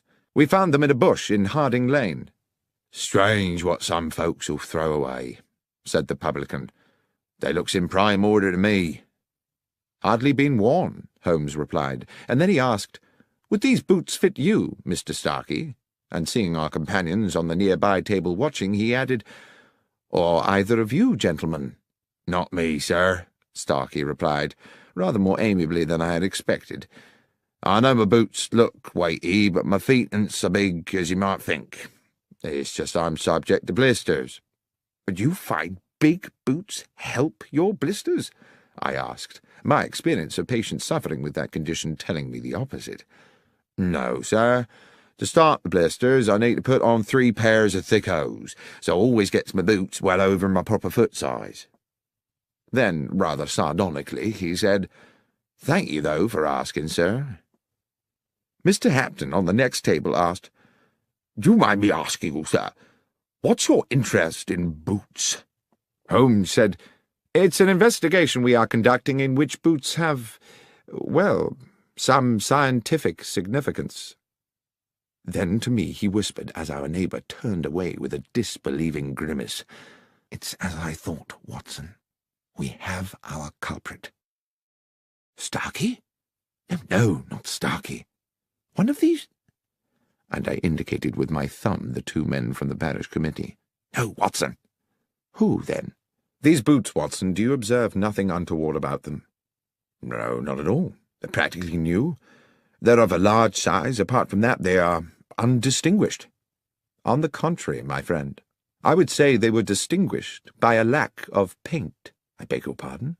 "I mean, Watson, that there are white marks on the soles, to be sure. But tell me, pray, how a man with his hands covered in whitewash could have unlaced and removed his boots without leaving marks on the laces?" "I don't know," I said, "but it would be a singular coincidence if someone completely innocent had jettisoned a pair of boots with paint on the soles." "There is no coincidence," Holmes said. "These boots were undoubtedly left here by the thief, but not in the way we were intended to believe." "Are you suggesting that you know who the thief is?" "The thief, Watson, is the Reverend Kingsley himself." "But how could it be, Holmes? There was no time for him to escape across that meadow and return to the vicarage in time to meet Sam Manners outside the church. How can a man chase himself across a meadow?" "As you know, Watson, we are due to meet the bishop this evening at Trinity Vicarage, so let us finish our meal. I will explain everything there." We had promised the bishop an interim meeting at the vicarage to advise him of our progress in the case, which no doubt the clergyman expected to be only moderate this soon after our previous meeting.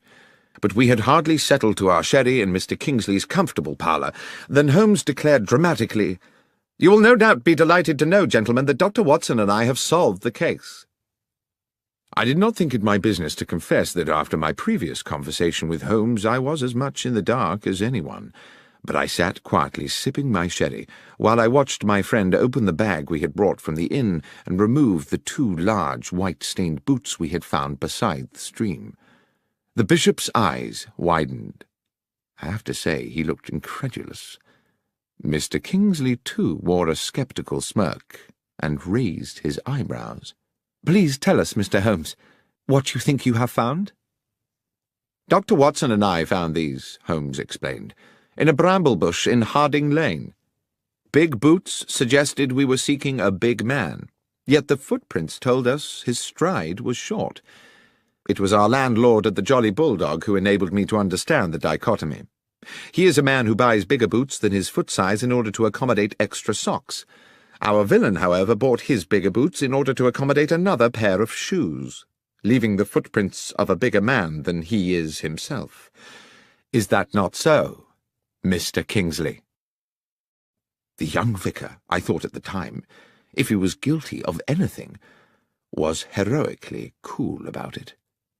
He betrayed nothing but genteel surprise. "Are you suggesting that I was the thief, Mr. Holmes?" "Holmes," said the bishop gravely, "from what I understand, Mr. Kingsley and his verger practically managed to catch up with the thief on that fateful day. What on earth do you think is the evidence for this assertion?" "My lord," Holmes said confidently, "Mr. Kingsley wished to embezzle the money raised by the sale of the Hatchingham Grail and decided to construct a piece of theatre which would deceive investigators. He not only invented the spectral man in the large-brimmed hat, he also on several occasions paraded in the hat and the high-collared coat and ensured that Mr. and Mrs. Manners caught a glimpse of him. On the day of the theft, having sent Sam Manners to lunch, he came back here to the vicarage, assumed the disguise, showed himself at the cottage window where Manners was eating, and proceeded into the churchyard. Dashing back to the vicarage again, he slipped out of his cloak and hat and waited for Mrs. Manners' knock on the door. He told Mrs. Manners to summon her husband and rendezvoused with him outside the crypt door." "And then what?" said Mr. Kingsley, insolent with fury.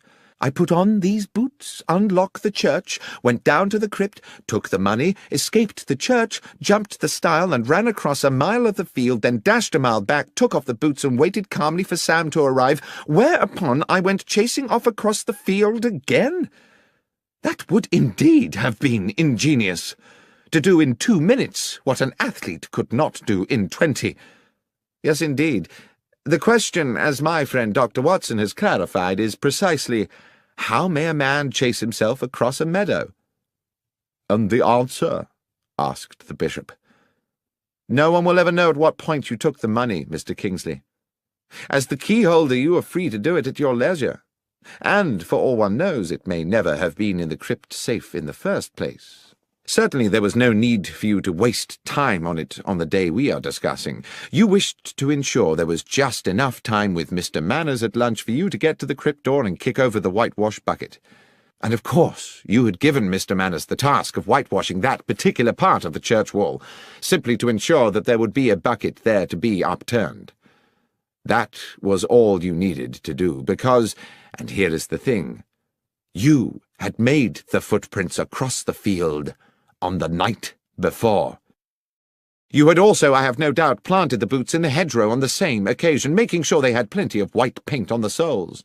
Foolishly, you forgot to daub a little on the shoe laces." At this point, the vicar dropped into a chair as though all resistance had suddenly fled him, and I believe that as Holmes proceeded, we all realized that he was now approaching a devastating conclusion. "At some hour of that night, Mr. Kingsley, having splashed so much whitewash on the underside of the boots that your hands were gloved with paint, you planted your white-printed trail along the footpath across the meadow to Harding Lane. Afterwards you dropped the wide-brimmed hat by the stile and jettisoned the boots in a bush further along Harding Lane. The trail of prints was therefore neatly in place for the deception next morning, and I dare say you were solicitous to keep Mr. Manners away from the stile, where he might prematurely stumble upon your, if I may so misname it, handiwork." "But one moment," said the bishop. "If Mr. Kingsley had dropped the hat the night before, how could he have been wearing it that morning?" "Well, of course, that's simple," said Holmes. "There were two hats. And finally, there was the question of the keys." "What question was that, Holmes?" I asked. "I don't recollect any mention of keys." "Precisely. There was a distinct absence of any such mention. Why? Because a key would have been needed to enter the crypt, and Mr. Kingsley thought it better not to raise the tricky matter of how such an intruder might have got hold of one." The pale face and slumped figure of Mr. Kingsley indicated his utter defeat. The bishop clearly needed no further convincing. "The money, Kingsley," he said. "Have you spent it?" The vicar looked bitter. "I'm a gambler, Bishop. And the truth is that over the years I have burdened myself with appalling debts. I started to use the church money bit by bit. I meant to return it one day when I had a big win, but money runs through my hands like water. There's little of it left." "Then it's a matter for the police," the bishop said. "And we must find a new vicar for Hatchingham.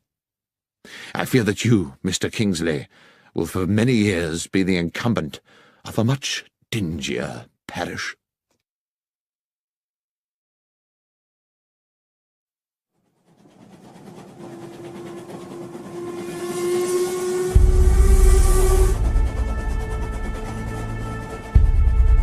The 1059 Assassin.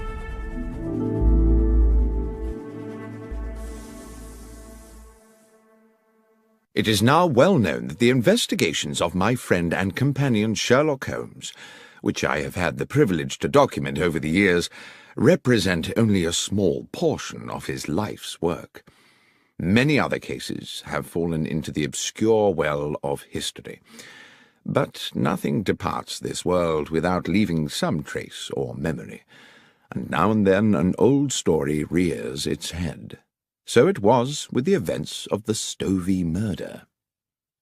A letter came to Holmes one morning at our Baker Street apartment from Samuel Carpenter, an elderly publican at the Horse in Colours hostelry in the Kent village of Stovey.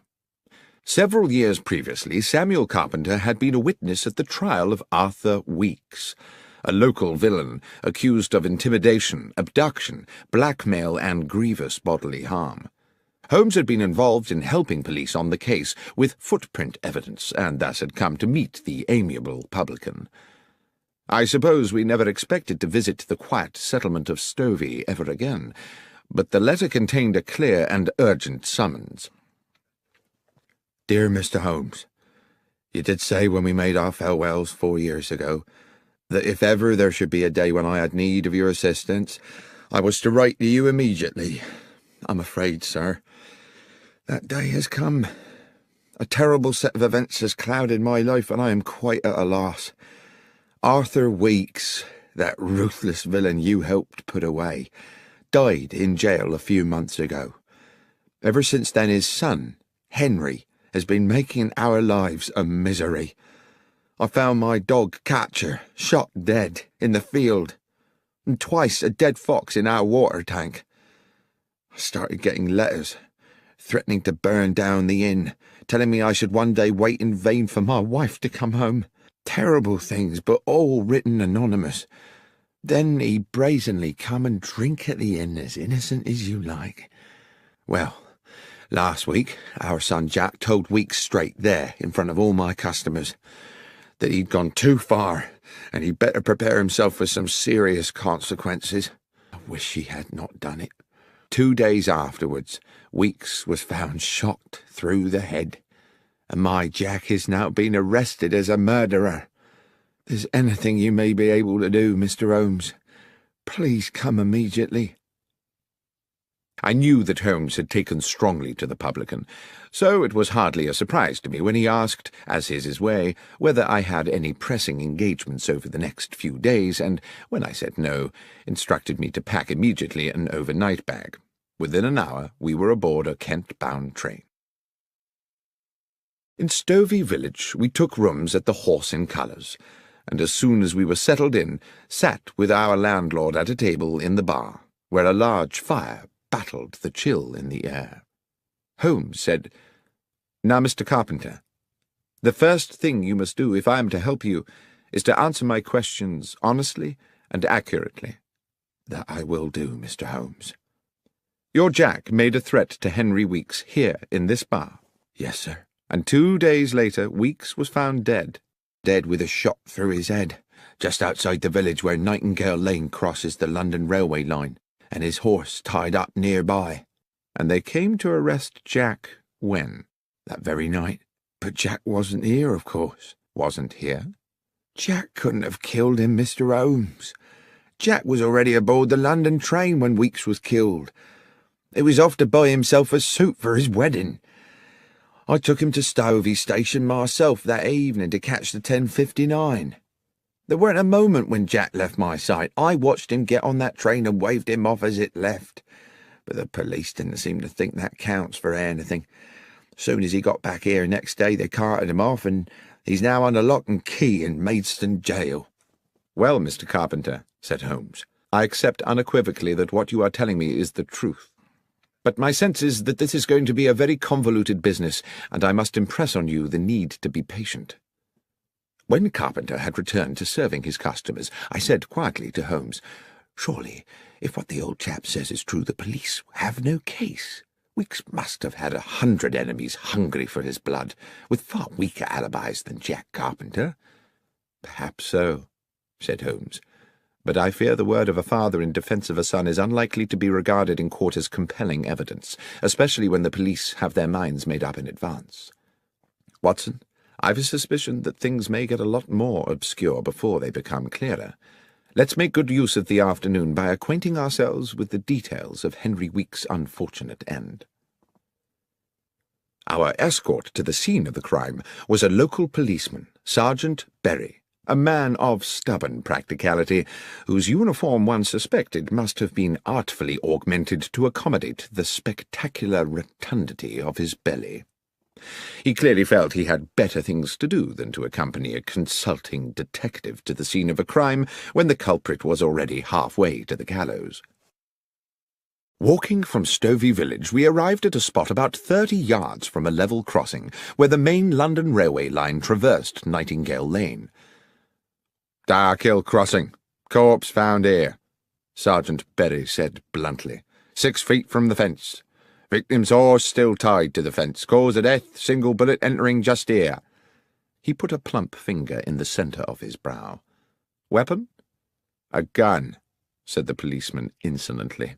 "I am aware," said Holmes, clearly irritated, "that if a man is killed with a bullet, then the probable source of the missile is a firearm. What I want to know is whether the weapon has been found, or, if not, whether anyone has deduced the type of gun from the type of bullet." "No gun found," said Berry. "As for the bullet, far as I know, it's still at the end of a short tunnel into his skull." "And the horse?" "Oh, I don't think we can pin it on the horse, sir," the policeman said with a smirk. "Sergeant Berry," Holmes was threateningly patient, "are you able to assist me in this investigation, or would it be more convenient to you if I were to apply to my acquaintances at the yard to find me an alternative guide?" The policeman looked suddenly chastened. "Just my joke, Mr. Holmes. Yes, I can take you to the horse, sir, and to the body." We saw the horse first. It had been stabled with the police horses in a yard in the village, a tall brown stallion with rather frightened eyes. When young, it must have been a formidable creature. Now it looked ragged from a lifetime of hard riding. Holmes looked it over carefully. The animal was skittish, seemingly distressed, and tried to pull away when Holmes held its bridle to examine its head. I watched rather nervously as my friend entered the stable bay and walked round the animal, which threatened to jostle him against the walls. Then, when he reached the front of the creature again, Holmes said, "There's a mark here. A sharp wound, can you see?" On the right foreleg, just above the fetlock joint, was a slender but quite noticeable lesion, apparently caused fairly recently. Holmes turned to Berry again. "Was this mark here when the horse was found?" "I believe so." Good. Well, since we seem to be in the business of investigating wounds today, you'd better show us the way to the morgue.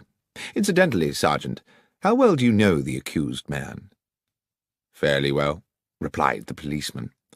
Do you know whether he has friends, acquaintances, perhaps, of some intimacy? Well, not really that I know of, sir.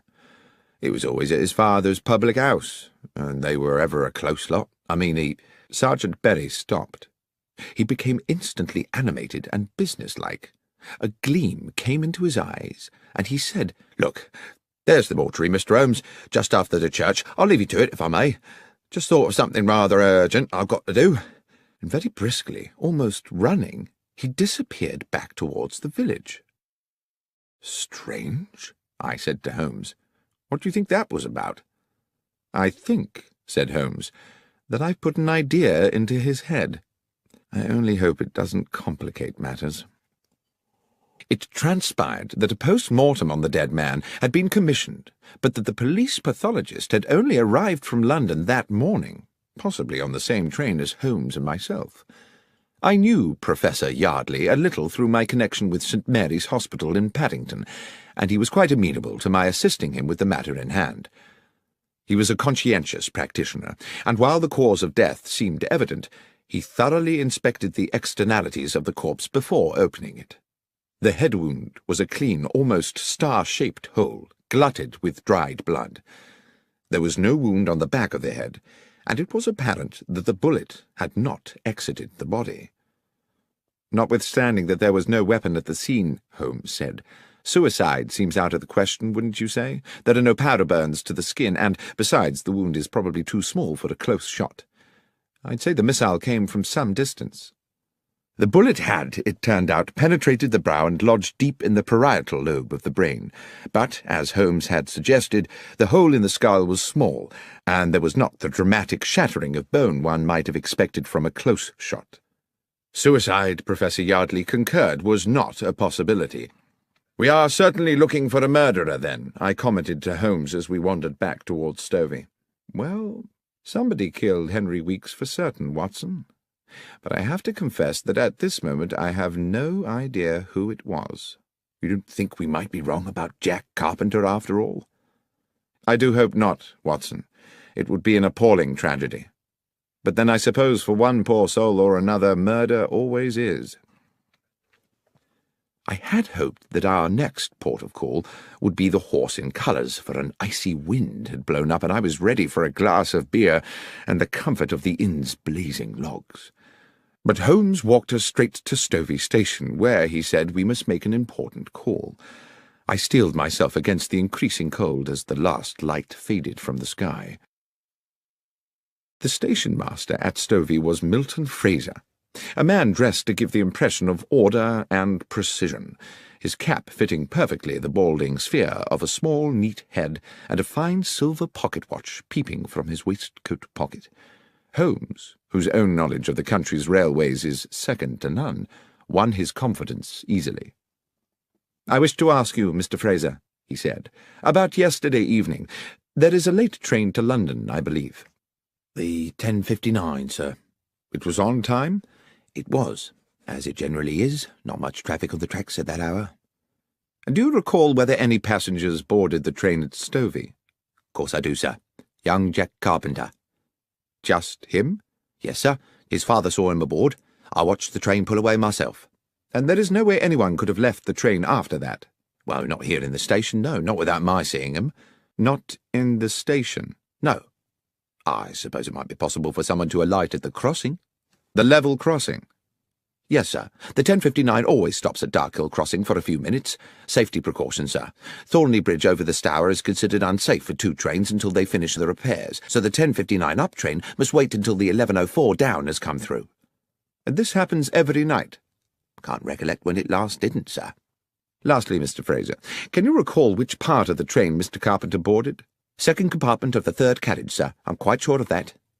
"Thank you, Mr. Fraser. You've been more helpful than you know." "I suppose we now have to consider," I said to my companion back at the Horse in Colours, as I stared into the flames of the fire, "that Jack Carpenter shot Henry Weeks from the stationary train." "We must consider it, certainly." Yet I think it rather unlikely. How would Carpenter have known his intended target was going to be waiting there at the crossing?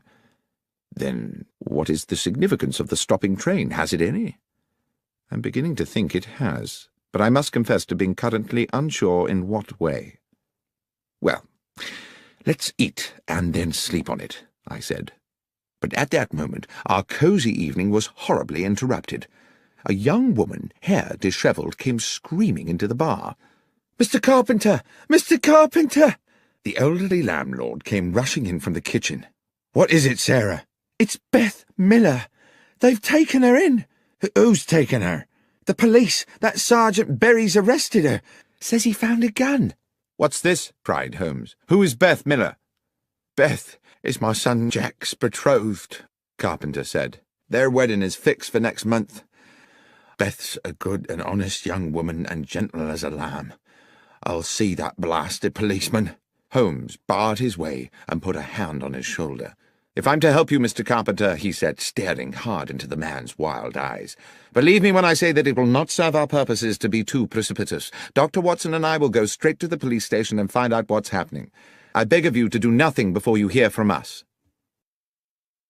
Having received Carpenter's assurances, we made our way out of Stovey to the police station, a thick-walled stone building halfway along to the next village. Once a brewery, it now had the grim air of a medieval lock-up. It would not be exaggerating to say that my friend and I received a cool welcome from Sergeant Berry, whose domain this appeared to be. "Yes, sir, I do have a young woman in custody here, and I can confirm that she has been charged on suspicion of murder." "And can you tell me," said Holmes, "how she is supposed to have committed this crime?"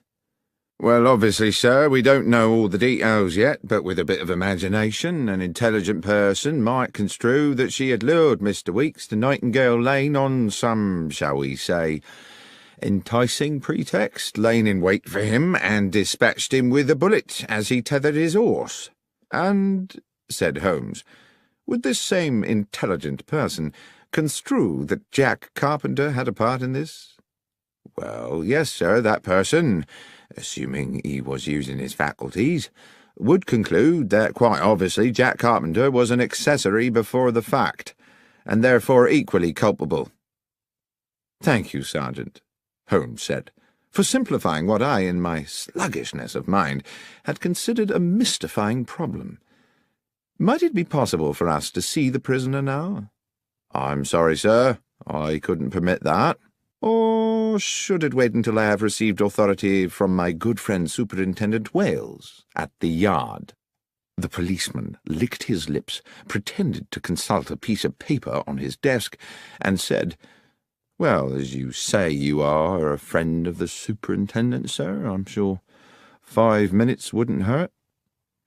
We were shown to a cavernous room where rusted iron remnants of the brew-house remained bolted to the walls and ceiling. The large skylight had been set with bars, and there were no other windows. A pretty dark-haired girl of no more than 20 years sat at a wooden table. She reacted to us with suspicion as we were admitted, but no sooner had the constable left us alone with her, and no doubt largely in desperation, she confided in us readily. "Miss Miller, we have a limited amount of time," Holmes said to her, "and you must tell us everything you can about this business." "Yes, sir, I'll try. I think I may have done something foolish, sir." "Foolish?" "I think I were the first to find the body, sir, you see." "Well now," said Holmes, "I had certainly not guessed that." "I planned to see my Jack on the London train," she continued, "but we was held back at the farm delivering a calf, and I knew I was likely to miss him. The train usually stops by Dark Hill Crossing, so I thought if I cut along Nightingale Lane, I might be able to wave him off. But when I got there, the train was already disappearing across the bridge. Then, a stone's throw from the track, I saw a horse tied up to the fence, and something on the road beside it. When I got up close, I saw who it was, Henry Weeks, covered in blood, and next to him the gun." "And you picked up the gun?" I asked. "Yes, sir." "Why? Why did you not go directly to the police?" "Well, sir, because I recognised the gun. I meant to hide it somewhere. It was Jack's gun, you see." I failed to conceal my shock. "Jack's gun?"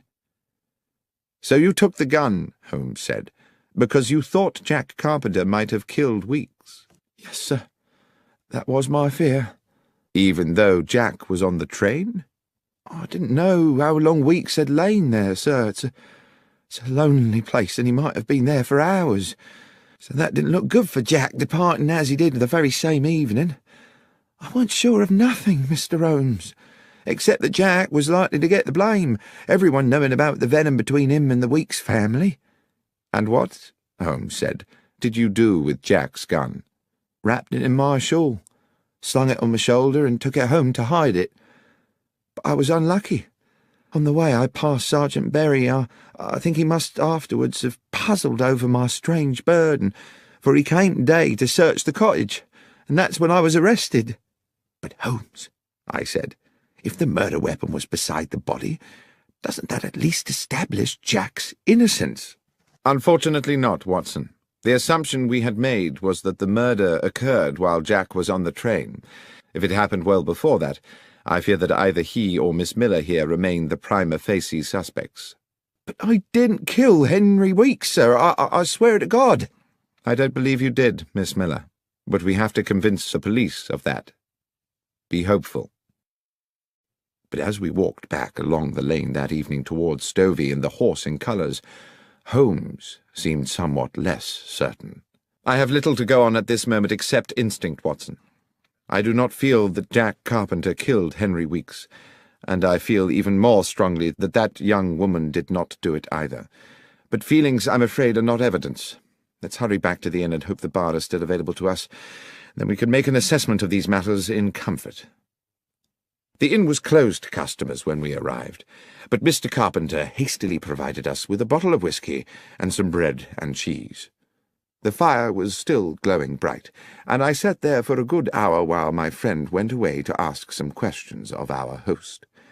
Eventually, he returned and reclaimed his seat beside the fire. "Can we number the suspects in this case, Watson?" "Well, apart from Jack Carpenter and the girl Beth Miller," I said, dropping my voice, "I suppose Jack's father, our landlord, is another possibility." "Yes, and since we know he saw Jack off onto the train, either he or his son would have needed to commit the murder some time earlier. But how early? I've just spoken to him at length. He assures me, and I believe him, that there are plenty of people prepared to swear that both he and Jack were here all afternoon, and Beth spent the day at farm work.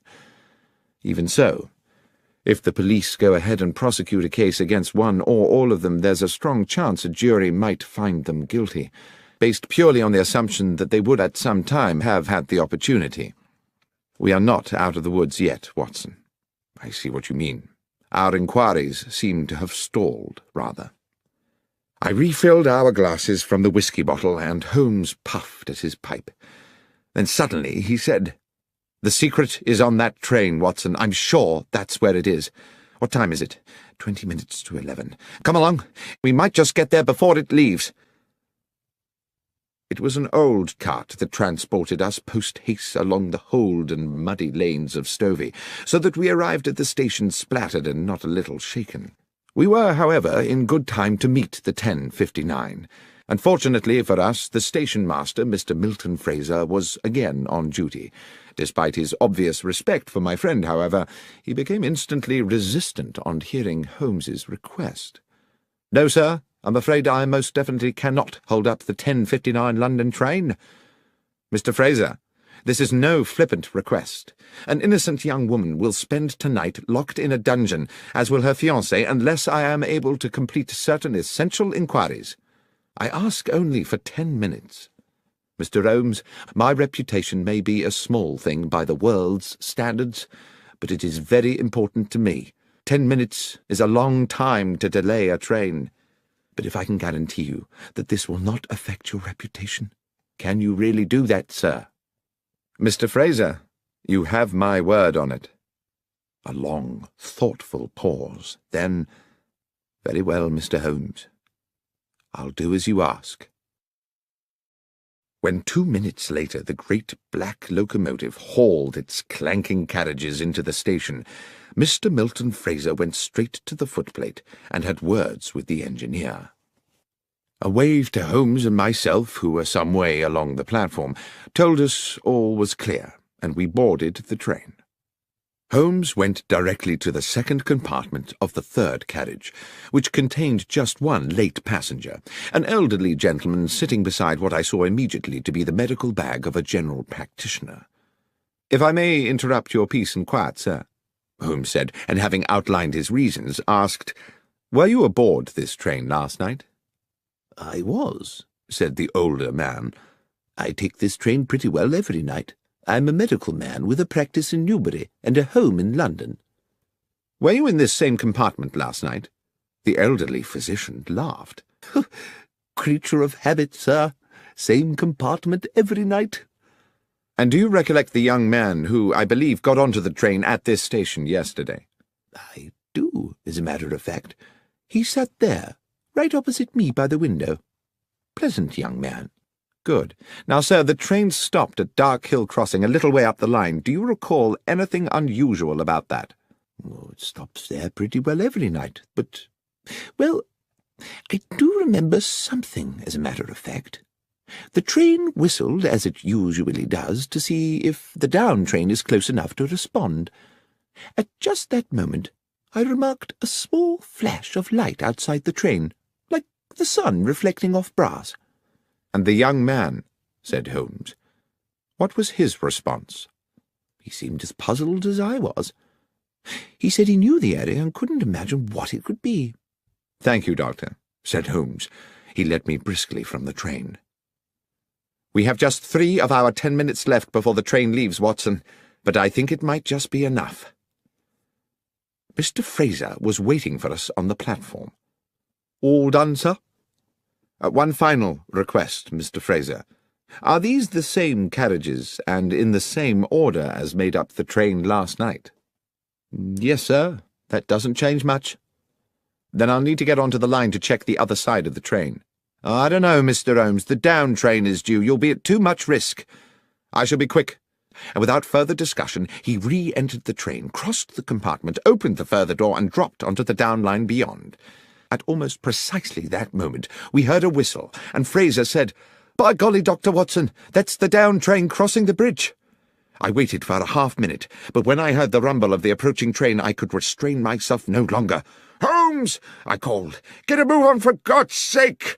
But the last words of my sentence were drowned by the roar of a locomotive thundering into the station and hissing to a halt next to the 10:59. I'm not sure what I thought had happened. I could see that Holmes had not regained the empty compartment for a terrible moment. I hovered in a cloud of anxiety. Then his head appeared, between the bottom of the train and the platform edge. He had ducked under the stationary train to avoid the incoming express. "Holmes, are you all right?" "More than all right, Watson," he said as he clambered back onto the platform. "Especially as I believe I can now name our murderer." He turned to the rather shaken station-master. "The train may leave, Mr. Fraser, but there are conditions. I see there are no facilities for uncoupling a carriage here in Stovey." "Correct, sir. There are no sidings here." "Then I must ask you to travel to London with the train, and to ensure on arrival that the carriage in which the physician gentleman is travelling is impounded at Paddington." "Good Lord, Mr. Holmes, is the doctor a suspect?" "No, Mr. Fraser, but one might say the carriage is." Despite his misgivings, the station-master was heroically compliant, and directly he had arranged for a message to be sent to his own family, he boarded the 10:59, which had now, for one night only, become the 11:25, and the train pulled out of the station on its way to London. "Well, Holmes, I probably don't need to tell you," I said, "that I am completely baffled." "You can be forgiven for that, Watson. It has been a puzzling business. But you do intend to explain to me how a train carriage can be a suspect in a murder case?" I will explain everything when we get back to the Horse in Colours, but first I must ensure that Beth Miller is released from that appalling prison and spends tonight in her own bed. It was long past midnight when we sat again in the comfort of the inn. Though I had not been present when Holmes had put his theory before Sergeant Berry at the makeshift jail, he had clearly made a convincing argument, because Beth Miller had been immediately released and sat with us now at the rough-hewn table where Samuel Carpenter, bubbling with the turn in fortune, was proving very liberal with his best ale. "So, who was it, Mr. Holmes? Who was the murderer?" "Well, that's not as simple a question to answer as you might think," said Holmes. "The simple answer is that Henry Weeks was the murderer." "Do you mean it was suicide?" I said. "Well, Watson, whatever we call it, there is no doubt that when Henry Weeks fired the gun, it was to murder Jack Carpenter." Around the table, Mr. Carpenter, Beth Miller, and I, all wearing similar baffled expressions, sat staring at Holmes, waiting for him to elucidate. "Henry Weeks," Holmes said, "went to the spot with the intention of killing young Jack. He knew the train would stop there, and he meant to get a shot at his victim through the carriage window. Things seemed to be going well for him. Jack Carpenter was sitting on the stovey side of the train, so Weeks would have had a good view of him from the lane. Here is what I believe happened. Weeks took aim, but at the very moment he was about to squeeze the trigger, the train blew its whistle. My guess is that the horse reared up and kicked the butt of the gun, hence that wound on the beast's foreleg. The gun went off." "Ah," said I, "that flash of light the physician on the train mentioned." "Precisely. The sound of the shot was probably drowned by the noise of the train. The gun barrel now tilted down, its aim sent low. The bullet hit the wheel bogie of the carriage. The mark on the metalwork is what I was so keen to check this evening, and ricocheted back to strike Henry Weeks." "So the train wheel was the killer," I said. "As I say, one could impute the train or the bullet or even the horse as accessories, for all were material in the death.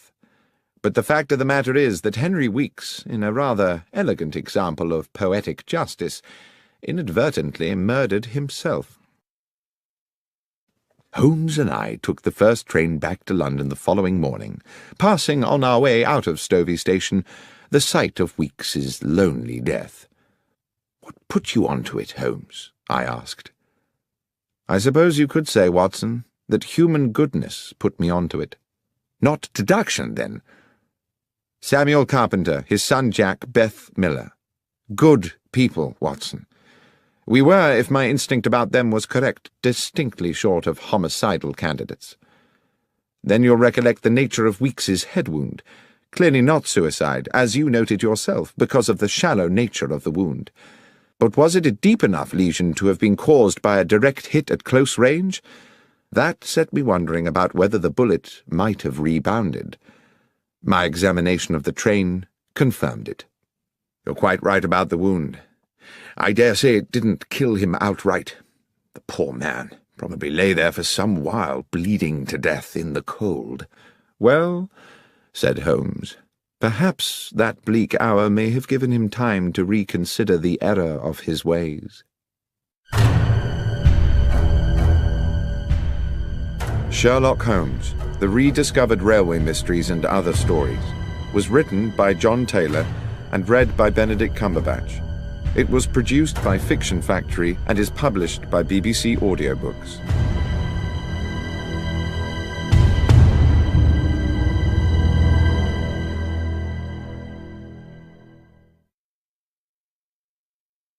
When I was young, it contained the treasures of boyhood, a catapult, a lump of beeswax, the carapace of a crab. For many years since, it has been the repository of an archive, admittedly a rag